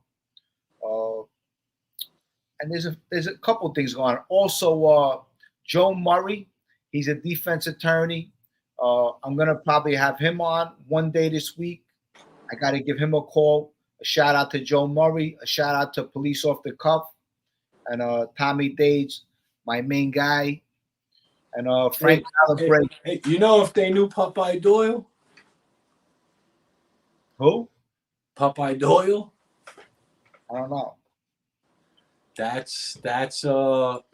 You remember Gene Hackman in The French Connection? Oh yeah. That was a real guy. Yeah, I know. Absolutely. They actually that's where they filmed it near Stillwell Avenue over there. Yeah, they filmed it all underneath the L, 86th Street. Yeah. Christopher Drago. Christopher Drago. I don't see your face, so if I don't see somebody's face in, when you come on, I'm not gonna let you on. I'm just letting you guys know. So you got to show me your face. If anybody wants to come in, you're welcome to come in. But, just to let people know in the future on my channel, I'm not just going to be talking about hip hop culture and graffiti. Yeah, actually, I will narrate the definition of what an actual graffiti mouth is. So you'll learn more about that, but on my show, you'll learn all about the beginnings of disco, that whole subculture from R&B into the commercialism and, the whole Giorgio Moroder, and that whole sound, the Soul Orchestra. You'll learn a lot about progressive house, who began that from Chicago to New York City. I'm going to be talking a lot about raves, the rave culture. I'm going to be, talking about some interesting subcultures that a lot of people are familiar with, but a lot of people aren't. Yeah. Well, I'm gonna try to get Michael Francesi on my show. I want to get him on. I like to get Sammy the Bull on, so I'm reaching out to Sammy the Bull. I like to get you on my show. This is what I want to do. I want to network with everybody. If you got a YouTube channel, I want to network with you. I love to. There's a lot of people on YouTube I would like to network with. I would like to for them to come on. Even OC Shorts. I like to get OC Shorts on my show, and tell him a little about himself.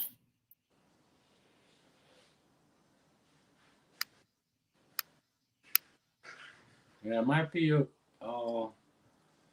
large variety of people out there, specifically in the old street gang world too. No, there's a lot of people out there for sure.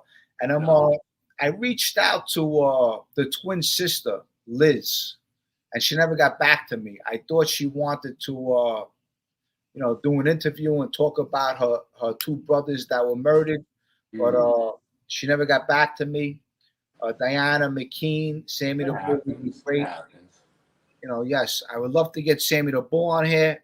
So, Sammy, if you're watching, I'd love to get you on my show. I think that would be good for you to come on. Let me see what this says. Jimmy, ask your brother if he knew Marcus Entz from the neighborhood. Yeah, he's my teacher, dog. There you go. Marcus Entz from the You neighborhood. crazy? Yeah, those are my people. Ents. If anyone's curious about my background as a b-boy in Bensonhurst, it's derived, I gotta say, from the very beginning, probably from my sister Lisa, who was one of the illest uprockers and dances that you could see. Believe me. Back then. I know she still got the groove in her, but believe me, she got down. And she introduced me to Marcus, Entz. I got to, chill out with Zans, break till dawn. Those kids, the fresh kids, the real fresh kids from Coney Island. Then the romantic rockers. When I was a kid, I looked up to kids like, Snap. And then Bam helped me, the original, Bam. And then Mick, all of those kids, I think they came from South Brooklyn. And a lot of those kids eventually, Eddie Bandit and all of them, like, all of those kids were really like, according to my sister, like Sean Bandit was the illest. And he's the one who came from like Harlem into Brooklyn. And he'd bring all the style. And, even Joey Zane, me and Joey Zane battled in St. Finbar. I remember, and eventually what happened, Jimmy, how many times, see, this is what I got to do with my friends from the Avenue too, because they know how many times I would battle. I would just be battling all the time. And in St. Finbar, a lot of the times, my battles always led to beefs. It was always like, I got the upper hand and they got mad and they thought they would say something to me. I said something back. By the time you know it, they swung, I swung, we start fighting, you would jump. Everyone would just be like, just scrapping all the time, And then another kid who was the illest back then, and this kid was one of the coolest kids in the neighborhood, was Asalo. And that kid, I miss that dude. Asalo had a pretty sister, right? Yeah. And every time you spoke to her, she turned her head. She was like, she wouldn't look at you. Yeah, but he was the illest. Then you had Bobby Flo. Bobby, Jim. Of course. Mad crews back in the day. Nothing but Clash we had. You had that kid Jason too. JN, yeah. Yeah.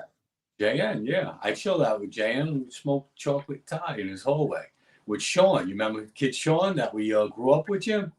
The kid Sean, the redhead, yes. Yeah, I wish I knew his last name. I forgot it. Sean, if you're out there and you're watching, get in touch with us. Yeah, the last time I saw Sean was in Cropsey Park. He had a problem with some kids. I just so happened to be there, and I straightened out his problem at that time. That's cool. Yeah, I was hanging out with him and JN for a little while, on 20th. Gunsmoke the Down. What's up, baby? And of course, Richie Brandon, who was EK, and NZ. All the writers out there who watched this. NZ was one of my best friends growing up, and he was my bombing partner. Zep was my bombing partner too. How about talk about when we used to go bombing? How about WAP and IO? How about WAP and yo, Jim, you remember Joe came over the house one day. You said, Joe, John needs a bike. Like the next day, Joe came over the house with a bike. Yeah. Anything you need, that's it. They would get it. I said, where'd you get this? He said, don't worry about it. I said, nah, bro. He said, the east side. I said, we're on the west side. I'm definitely going to be seen with this. I'm getting jumped, bro. I'm not taking this. Those kids were cool, man. Those kids were mad cool growing up. WZ, remember WZ? Of course. Well, Yeah. listen, hey guys, yeah, check out Graffiti Mouth's page. I'm telling you, listen, he's got a really good page. Not only is he my brother, but look, I'm telling you, the kid is very talented. He went to acting school, Lee Strasberg Acting School. He's a b-boy, and I'm telling you, check out his channel, Graffiti Mouth. I'm telling you, he's got a lot of stuff coming. He's gonna start doing some interviews. Hopefully, he gets some actors on there. Best is yet to come. The best And is he yet knows, and he knows a lot about acting. Okay, this kid right here is very And talented. at one time, I did hang out around many well-established actors. You know, I am proud of that. And yeah, you are. You're very talented. I tell you, you have a lot of talent, and hopefully, you know what? Well, you know what? I'm writing scripts now. We got plans going on. We got a lot of casting. We're doing some good casting. You know, just in case anyone's curious. A lot of casting going on for the Bath Avenue film. You know, so, you know, things will eventually fall into play. I don't know if you know, Netflix has just created their artistic interpretation section. They're becoming more corporate culture, so they'll be cutting out some of that narrative, agenda-based stuff, and getting down to you know, more non-fictional business. So that's good, actually good news. Yes, Miss Sins, however you pronounce your last name. Yes, Lee Strasberg Acting School. John went to Lee Strasberg Acting School. Yes. Yeah, I studied my teachers at Lee Strasberg. I had two teachers at Lee Strasberg. I studied with Drakitsa, who was a Russian teacher, very stern, very, very stern. And my other teacher was Kirk Taylor. Kirk Taylor could be seen as one of the punks in Death Wish. That was my teacher. Charles Bronson kills him. He's a great teacher. We experimented a lot. We would get sent out into the park to develop mannerisms from people. You had rules. You weren't actually allowed to speak to people, but you had to get to know their tones and their dialect. And by the time you walked into class, you had to become a different person. So it was fun, and then it was serious too. You know, because I could remember doing something in Strasbourg that was really comical, and it was based on improvisation. But then I could also remember playing a drug addict in a play called Hatful of Rain. And Hatful of Rain was written by Michael Gazzo. I don't know if anyone remembers Michael Gazzo from The Godfather. Let me throw the photo up of when we were on the set of remember this photo? Yeah, The Irishman. That was fun. Look, that's us. That's me, John, Jamie, and Sal. Right? That's on the set of The Irishman. We were on that set for 2 days. And we had a fun time on that set. I got to shake Al Pacino's hand. And you know, that day. Yeah, I had fun. I had a lot of fun. We had a lot of fun. Jamie was there, Sal was there. We got to meet them. And a lot of fun. You know, Al Pacino comes up to us, right? He shook our hand, and on the podium, he's playing Jimmy Hoffa, and he goes, "I'm Jimmy Hoffa," and then he goes, "Well, I'm not really Jimmy Hoffa. I'm playing Jimmy Hoffa," you know. And then he talks to us about acting, right? He said, "Always have fun with it about the acting." Yeah. But you know, meeting Al Pacino, got to shake his hand. That was a cool moment for me. And even though I didn't get in the film, John got a little face in there, and me and maybe a little bit. I did a lot. Unfortunately, you know, they didn't use it. That sucked, but that sucks on my behalf. But anyway, who cares? But you know what? It's a memory, right? It's a memory. We had a nice definitely. Just being around all of that, definitely. That was great. You know, I also had great times on Mindhunter. You know, I played a bartender on Mindhunter, the series. I loved being on that show as well. You know, I had great times with those actors. American Pickle, Seth Rogen. He was high every day. But yeah, I hope to do more. I hope to do more work, but that kind of work, I'm not really good with that work. I'm better to develop a character and walk in with lines and stuff like that. So John C. I'm sorry about that, but let me throw that photo back up this way. I could bring it up. Okay, so let me go to. I'm gonna start from the left. That's Graffiti Mouth in the black jacket, the pea coat, and those are our outfits right there. I mean, these are the clothes that they gave us to wear. I'm standing in the middle. Big Sal has the green jacket on. He's standing next to me. And then you got Jamie with his collar up, and he's standing next to me too. Yeah, they're union workers. Jimmy's a mobster, and I'm a delegate. Yeah, and these are the outfits they gave us. But it was a nice time. So I just wanted to share that with you people. Yeah, no, we definitely had a lot of fun, dude. Yeah, we did. Definitely. We had a lot of fun. And so let me drop this now. Hold up. All right. Now I got Eddie G and I got Joey Dove in Go ahead. Put them on. You can take me off if you want. Well, I think Eddie G wants to I'm gonna put Joey Doves on too. Okay, so look, this is the thing, guys. We're all not gonna talk at the same time, okay? What's up, Eddie G in the house? What's going on, man? Hey, Jimmy, let me tell the audience the story. What happened last night? Hey, let Eddie Joey Doves, what's up? So check it out. I go to the fight, right? I get there, and there's a long line to get in with your tickets. So I'm there. And the guy goes, "Yeah, I just came from Warren, New Jersey." He said, "Where'd you come from?" I said, "Brooklyn." He goes, "Oh, I used to live in Brooklyn." I said, "Really? What part?" He goes, "Bensonhurst." I said, "No shit." John, look at this. John. So he goes like this. He goes, I don't live there anymore, but I grew up there. I said, well, yeah, who do you know there?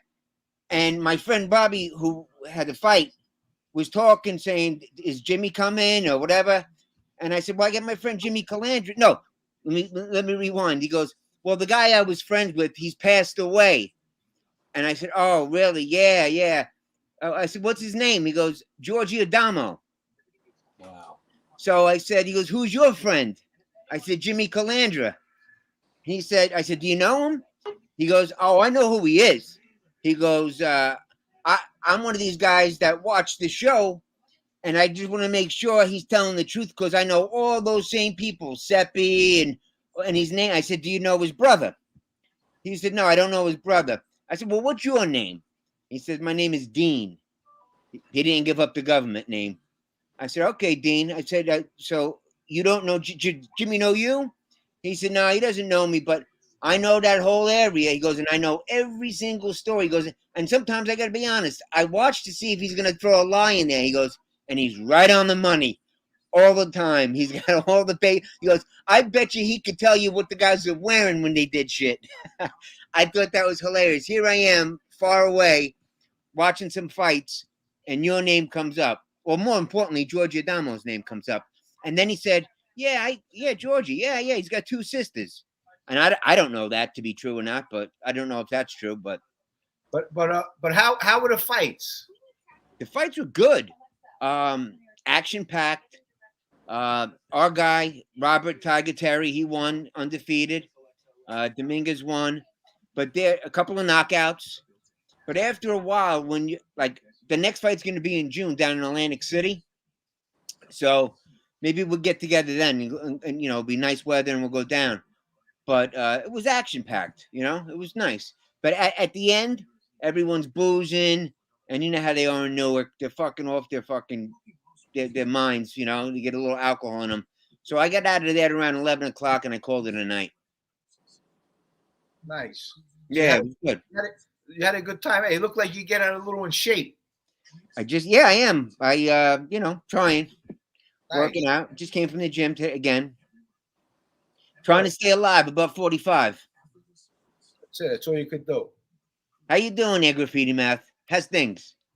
Hey, I've been getting into this show, and I love it. It's called The Offer. Okay. And I don't know, are you familiar with it? No. Well, it's by, it's weird. Paramount just started their new channel. The Offer came out, and Oh, wait a second. Is that about The Godfather? yeah, The making of The Godfather? yeah, and Okay. it's so on point. And I gotta tell you, man, every character Wow. in the guy who plays Pacino, Yeah. it's ridiculous. I Wow. mean, the guy, all of them, like Robert Evans, Mario Puzo. Mario Puzo's hysterical in this show. Did you know well, I'm sure you did, John, but the background on Robert Evans, Keep That Kid in the Picture, that documentary? You kidding me? Of course you know I know everything John about knows, look. John knows everything. it. Hey, look, that's Eddie G. Mr. Kid Dynamite, No, bro. no. Yo, Robert Evans, Mr. Kid Dynamite. No, Eddie G. What's Look, up? in all honesty, look, John knows, look, about acting, look, Yeah. everything. I'm telling you, look, no joke. The kid knows everything. So when we play Trivial Pursuit, John's on my team. Oh, forget it. And in the future, I'm gonna be doing a couple of like really great underground specials on directors like John Cassavetes, theater teachers like Lee Strasberg. I'm gonna do a documentary all about James Hayden, who plays Patsy in Once Upon a Time in America, who was Al Pacino's best friend in real life. Yeah. There's a lot of very interesting like things to talk about out there that people need. I don't know. I find them interesting, so I'm going to No, I share hear them you. with people. I hear you. I love it. And at the same time, I hope to get interviews with some known actors, known artists, and so on. Wow.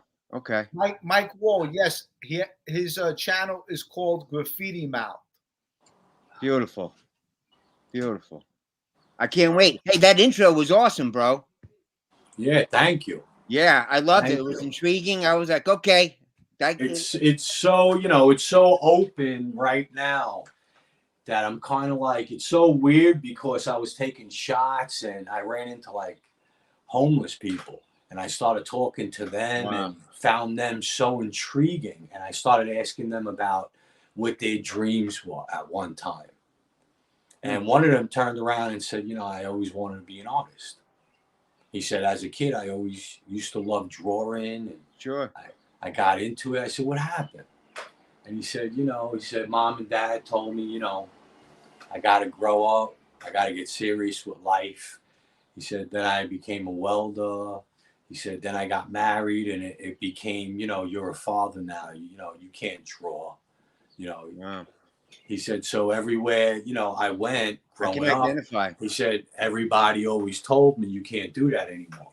So I asked him, how do you feel now? Do you feel like you would have gotten more out of life with that, just being creative, compared to now? And he said, no doubt about it. He said, I fucked up. I should have just did what I wanted to do. Wow. John, this guy said, John C says you look like Cassavetes. I like that. Cassavetes the best. You just got on John's good side by saying that. Right. Who said that? John C? Wow. A lot of John C's, huh? Oh, shit. I like that. I like that. Hey, I wanted to rush home because my battery died on my phone. I was outside downtown, and I just wanted to share that story. I thought that was ironic. Out of all the people in the universe, out of over 300 people online, this guy mentions Brooklyn, and he says, yeah, I used to grow up in Brooklyn, and then he mentions Georgie Adamo's name before your name is even mentioned. How do you look? I said, wow, how do you figure that? How do you look? Yeah, He was bald. Jimmy said to me, you should have took a picture. Wait, how tall was he? He was a couple of years younger than you, Jimmy. I think he was 51. A little out of shape, bald. I don't know. I don't know. Sounds familiar. Yeah, sounds like every typical guy that hung out at the 18th Avenue Feast too No, long. no, it doesn't. It sounds like someone specifically. Yeah, well, What, Dean? Yeah. But he says he's out of shape. I mean, I shouldn't. Yeah. But was he tall? No, about my wasn't size. How tall are you? How tall are you? 6 foot? No, a little less than that. 5'10". Dean's about 6 foot. Yeah, it wasn't the Dean that you speak of. He's probably watching right now. Yeah, He was a nice guy. Probably is. Yeah, he was a nice guy, but it was ironic. I thought that there's a lot of, you know what? But look, there's a lot. I was just talking to a graffiti Matt about this the other day. There's a lot of kids from the neighborhood who said they're from the neighborhood, which I don't know them. Okay, I mean, they might be 6 or 7 years younger than me. I didn't know them. You know, so you know. But sometimes I just want to say, like, sometimes when you listen to these other people in the neighborhood, and I'm not gonna like take anything away from, you know, whoever's from there. Everyone's got stories to tell. Wow. Well, listen. But sometimes people tend to tell stories where their ages really don't match up to what was happening at certain times. And it's kind of weird hearing them tell stories about people. We've had a few of those. That when these people were sent to prison, these people were telling the stories were only like 9, 10 years old. Yeah, they were at recess. You know, so, I hear you. You know, everybody knows somebody, you know. It's like, you know. What are you going to do? Well, listen, I got to go eat dinner. Love you guys. Thanks for having me on, Jimmy. Love you, Ed. Speak to you soon, brother. Be good. Talk to you soon, Jimmy. Eddie G, I'll talk to you soon, okay? We'll get together soon. Yeah, absolutely. Let's do that, Jimmy. All right. Bye, guys. All right, bye. Peace. Eddie G. Great guy.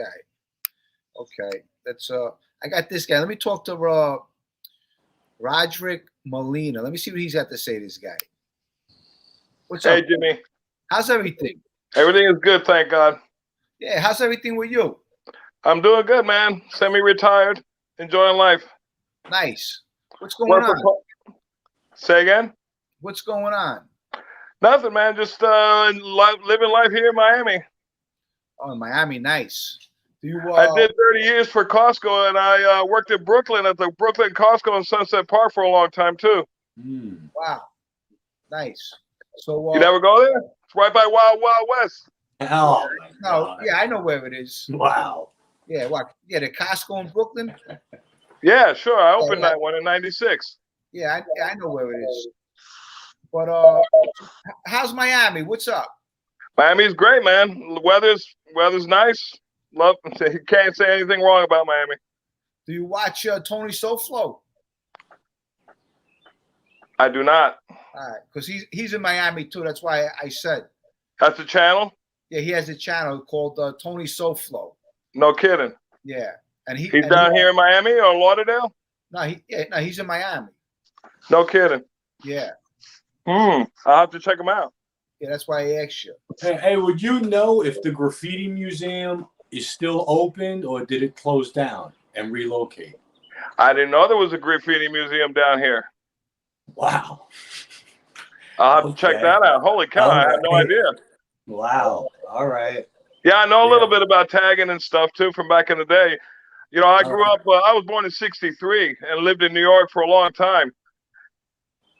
Somebody mentioned they were Popeye Doyle from the French Connection. Yeah. That was really Eddie Egan. Okay. Eddie Egan. I used to shoot hoops with Eddie Egan in Whitestone, New York, in Queens. And how was he? How was he? You know, as a person in real life? He was a great guy. I mean, he was shooting hoops with. You know, I was 8 years old at the time, but he was shooting hoops in the schoolyard with just the neighborhood kids. A great guy. Nice. That's why he was so tough, because he did stuff like that. Yeah, he was real down to earth. Wow. Great guy. Cool. Yeah. Thanks for letting me on, Jimmy. I appreciate it. Absolutely. So what do you do now? You just retired? Yeah, I worked for Costco 30 years, bought a shitload of stock, and now it went through the roof, so I can just hang. That's great. Thank God. Yeah, I got lucky. You know, I was just an hourly doing my time over there, 30 years. Florida, Jersey, New York, all over New York, Brooklyn, Queens, Lawrence. Paid my dues and got out lucky. Good for you. Nice. And you have your children, family? I'm married, no kids. Okay. All right. My wife's working right now. I got spaghetti. I got some sauce on the stove right now. Nice. How's Miami these days? Miami's a lot of violence, man. A lot of Wow. gun violence. People get killed here a lot worse than New York. Yeah. Huh? Yeah, they get killed here left and right. I'm like, holy cow. Wow. And it's not even as bad as it was in like the 80s, you know, the crack days and shit. So let me It's like that a lot of places now. It's bad, but I mean, it's not like it was, you know. I mean, you guys probably remember how it was. I mean, New York in the 70s was out of control. Yeah. I was there during A-Beam, and, you know, there was no cops around. I mean, that's why everybody got away with murder, literally, you know. Yeah.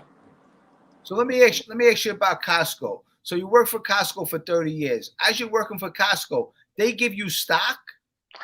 I bought it with my 401k. They matched me, and I invested about 200 grand, and now it's like about 10 times that. Beautiful. Can't complain. Thank God. God is good. Smart move. Who would have thought? The working man, look, all you got to do is work hard, you know, keep your nose to the wheel, and good things will happen for you. No, absolutely. Believe Exactly. You gotta just keep on going. And eventually something's gonna give. Even a working man can get ahead. I don't care what anybody says. All you got to do is work hard. Yep. Absolutely. I agree. You see my shirt? Yeah, what is that Gleason's gym? Fucking A. So are you a fighter? I've been around the block a time or two. Nice. Do you still train? You know, I'm 59. I've been taking it off a little time because of you know, the pandemic bullshit. But yeah, I know my way around the block a little bit. Nice. In the ring, in the street, wherever you want. Nice. You know what? Listen, hey, stay in touch. For sure, Jimmy. I try to communicate with you, but you know, we can't interact with you on Instagram, and only on here is the only way I can get a hold of you. But I will be back if you let me. Look, the real Jimmy Calandra at gmail.com. I'll send you some emails, partner. Yeah, definitely. You know what? And I don't know. I might be in Miami soon. Hey, hit me up, bro. I'll take you out. I'll show you a great time. On my dime. Don't worry about it. 100%. And the same, if you come down here, you let me know. Yeah, I might be up in Brooklyn for the fall. Yeah, let me know. For sure. All right, well, listen, hey, have a good night, and stay safe out there. Same to you, Jimmy. God bless. Yeah, definitely. God bless. But stay in touch. I will, absolutely. Nice talking to you, partner. You too. All right, buddy. It was a pleasure. How do I get out of here? I'm gonna get you out of there. I'm gonna get you out of there. So, Jim, I'm going to eat right now. Okay, go eat. I'm gonna talk to Joey Smokes, and well, listen, tell everybody I love him, and I'll see you soon. All right. Same to you, and yeah, I'll send you more stuff soon. All right, bye. Bye, I love you. Love you. Okay, I got Joey Smokes here. Jimmy, what's up, brother? Joe, Good to have you. What's up? Look, I saved the best for last. You already know it. Cheers to that. Cheers to that. How's everything? Salute. What's up with you? What's going on with you? Well, today I went to church. You know, have my church day, and just sitting back, relaxing by the lake. Came over here, got me this a place called Mulligan's out here in where I live, and it's really nice, man. You see, they had like 3 or 4 different bars. The one bar was in at first. It's a restaurant. It's real loud. It was real loud, right? It's packed. They have another bar outside. They got a band out there playing, a little band playing right now. You can hear them. But I'm in another area where it's quiet because I had to get on here. I didn't want to, you know, it was too loud over there. What's going on with you? I got Gary says hello. Salute, Joey. Gary, salute, brother, man. We got your back, man. We got your back, man. I'm getting ready to bring some we're gonna bring some stuff up in the inner circle, man. We got your back. We want you back, brother. Get on back in the circle. All right, bro. I miss you in there. Well, listen, we're gonna talk to Michael, getting on Jimmy's show. Okay, we want to see that happen. Sammy, come on, get on the man's show. Come on, get on there, man. We love you too, man. Get on his show and give Jimmy some love out here. You understand me? I was just doing a shout out to Michael Franzese. I told him, I'd like to have him on the show, and Sammy to both too. I want them both on the show. That's right. That's right, man. You earned that, man. That definitely should happen, man. We all want to see it, but we support them too. I support them too. I'm in the inner circle, and I do that, and I give them both gelt. I give them both gelt. They know what gelt is. I give them both gelt. You understand? So come on, Jimmy, show them some love. You understand? You hear? Yep. But so how was your visit to New York? Man, that was the best visit. And you topped, man, seeing you at the end of the visit was the best thing. That topped it all, brother. You know what I mean? And it was great, man. I made a lot of, friends out there that I can't wait to see again. But, I'm getting ready to go to L.A. next month. So we're gonna run out to L.A. And you got to come out there. I got a lot of friends out there I want you to meet. So if we do an inner circle meetup out there, I'm going to be out there again. And I got a lot of friends out in L.A., Hollywood, Is there a inner circle meet coming? There should be next month, but I heard it. Now we'll see. I heard it might be. Sherry, where you at? Come on here and jump on here and let me know. Come on, girl. Get on here. That's my girl there from the inner circle, Sherry. But let me tell you, look, a lot of different things is happening tomorrow. I got a big meeting. Keeping it under the wraps, another big union meeting. But it's gonna be a good one, and we're getting ready to hit some Amazon hard. Sooner or later we're gonna hit them real hard. I got the big boys coming in, and that's gonna be good. And then, like I said, man, I was gonna tell you, I'm also putting in some. I'm gonna send some demos out to the radio stations right now while I'm out of work. Yeah, let me just talk to this guy quick. Anthony, throw him on there. No, I know. Lucio. So Anthony Bova, he passed away. Wow, I didn't know that. Anthony wanted to come on your show. He said you and him, same age in Leavenworth. When did Anthony get home? Because you reached out to me, send me an email, therealjimmycalandra@gmail.com. Right? Anthony Bova, I was away with him. This kid was in and out of jail, this kid Bova. His family owned a bakery in Boston, Bova's Bakery, a really good bakery out there. It's been out there for maybe 50 years. And I don't know, this guy, Lucio, just told me that he passed away. I didn't know he passed away. Oh, sir. Yeah, I tell you, life is funny, man. Life ain't fair. Life is funny. You're here today, you're gone tomorrow. Look at these poor people that, just got slaughtered out in Buffalo. Hey, I just seen that. That's crazy. But I seen someone in the Bronx got their head blown off, and then someone else in Philadelphia got shot. And we just had, that day I left you on Mother's Day, I left that night. I put it on Facebook. I was seeing all these police over there at Mayfield Road. The kid had a sneaker store, something like he do like the sneakers like New York Dad, and he got killed right in front of his shop. Matter of fact, he rolled up. They said he tried to tell his mother was right there. His mother was dropping him something off. He told his mother to get out of there. And they shot and killed him right in front of his mother on Mother's Day. And he's the owner, a nice kid, owner of the store. And I seen I said, something going on here. I had it on Facebook Live. I don't know if you've seen it. I rode by a couple times, said someone had to get killed here. And they did. He did. He got killed. It's a crazy world, brother. No, it's very sad and it's very scary. This can't be wrong. It's getting to the point where you can get killed grocery shopping. That's scary as fuck. It's scary. Hey, listen, you're going on Bobby Louise's show. Next what? When you going on Bobby? I love Bobby. Let me tell you, his ministry, Bobby is a blessed and anointed man. I'm gonna tell you, his ministry His Bible study is off the hook. I've been trying to tell Michael Francis, you need to get Bobby to come on and do one of the Bible studies a couple times of a month because he is great. You know, we got a good guy there too, but I'm just saying this guy is amazing. Bobby, if you're listening, I love you, brother. You already know that. I'm praying for you and all your friends, but I'm gonna tell you, Bobby Louise, Jimmy, you got it. You got it. I don't know if you checked out his Bible study. The man is phenomenal. Sorry, I got to say. I mean, bless man. Bobby Louise is, you know, he gave his life to God, and he's good at that. He's good at all that stuff. You know, with you know, It's amazing. I think he's a minister, right? Yeah, Bobby is amazing.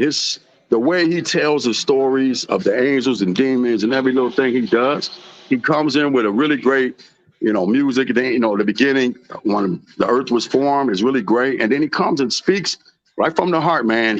This guy has knowledge, man. This guy really understands interpretation of the Bible, man. Like I haven't seen before.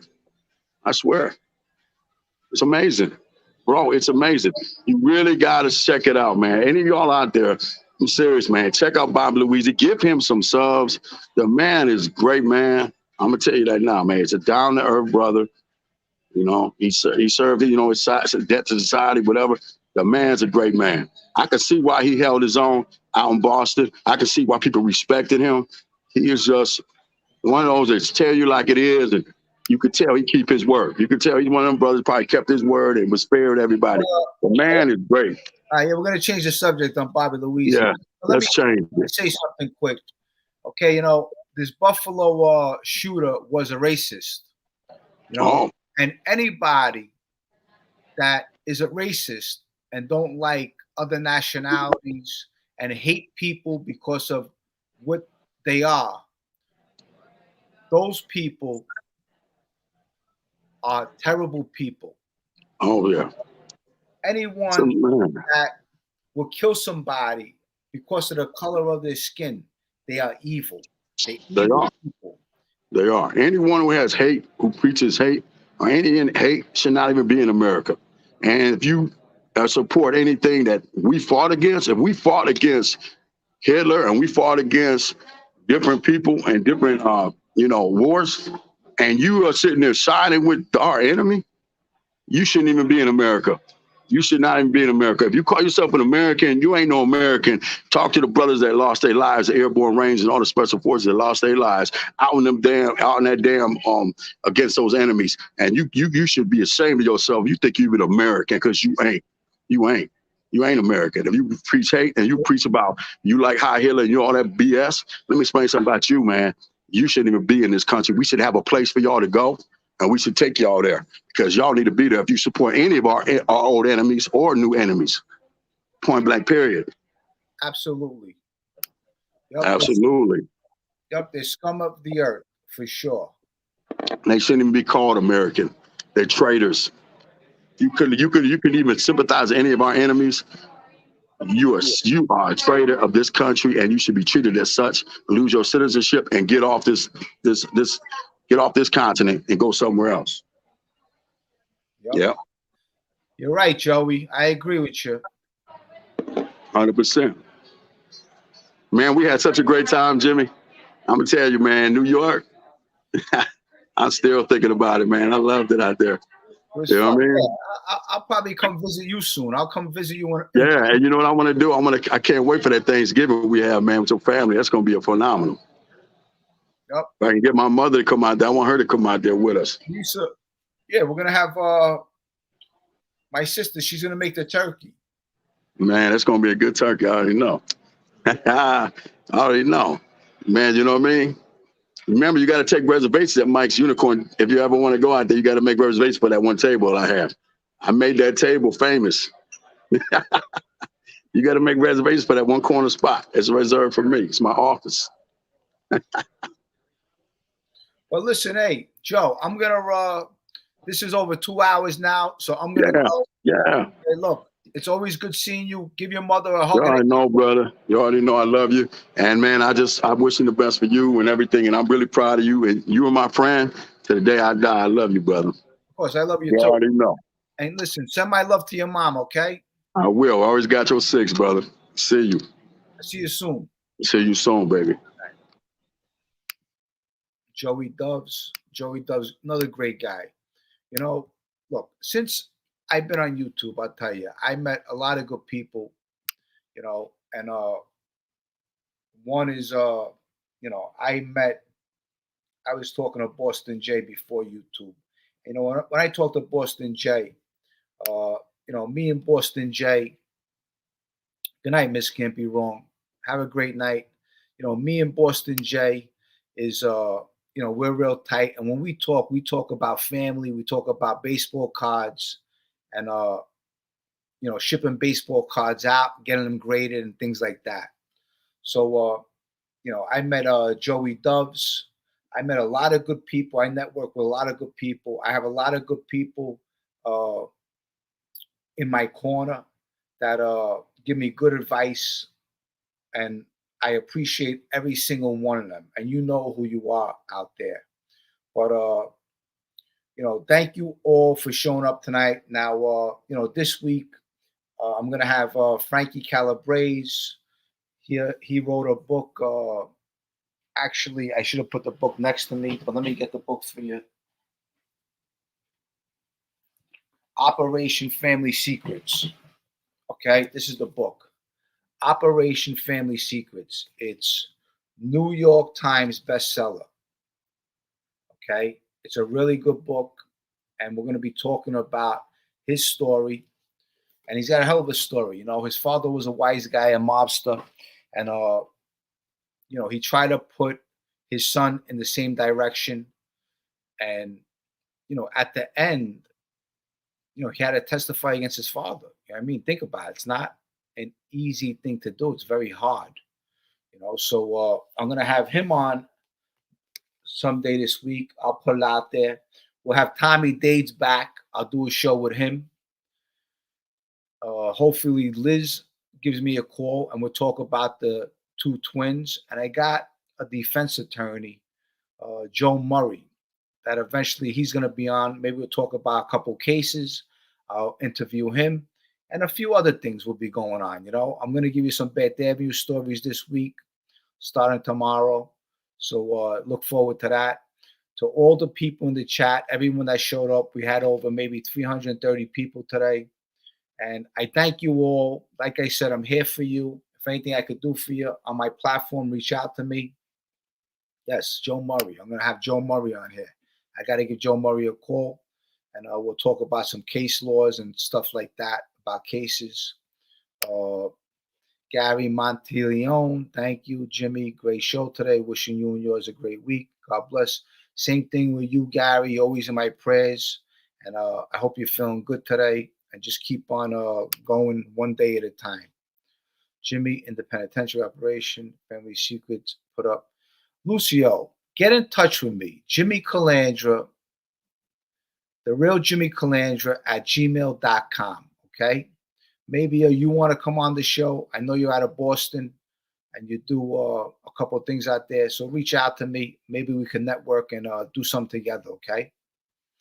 Let's see. Crackling Rosie, True Crime. I really enjoyed when you walked around the neighborhood and filmed. More walk-in talks, please. Yes, I will. Absolutely. They don't like me doing those walk-in talks, but I will be doing a couple more of them for sure. Angelo Pinella, good show. Thank you. Pazzo, what's up, Pazzo? I knew before it started, Jay. Okay. His dad brother killed Anthony Spilatro. Then his uncle turned state evidence. Yes. So this is going to be a good story with Calabrese. Okay. So this week we're going to have him on. It might be Friday or Saturday. You know, I have to talk to him again and find out when he's available. But we're definitely going to have him on. I'm reading the book, so we're going to ask him some questions. We're going to have Kenjay on, Kenjay Gallo. He was an ex Colombo associate. He wrote a book too. I forgot the name of the book, something Shot, Kill Shot. Kenjay Gallo wrote a book, Kill Shot. So we're going to have him on. And, so we got some things lined up for you, So we're gonna have a good show this week. Like I said, Tommy Dades is gonna be back. We'll do something with him. Joe Murray's gonna be there, and hopefully Liz calls me and she talks about her two brothers that were murdered. I would love for her to come on the show and talk about her two brothers, how how much she loved them, and how the neighborhood destroyed a lot of families. So that's what I have going on, and a lot of other good things to come. Things are in the works, and a lot of new merchandise. I got a website I'm working on. That's gonna be coming out soon. And with that said, to all you guys out there, I love you guys. Thank you so much for showing up. I gotta do these shows more often. I know I've been slacking, but I want to give you some good content. I'll be telling you some more Beth Davies stories. With that said, everyone have a great night. Bye, guys. Love you. The streets will never make you grow. It's not a seed, it's a gutter. There's no happy endings in this life. So this is my message to you.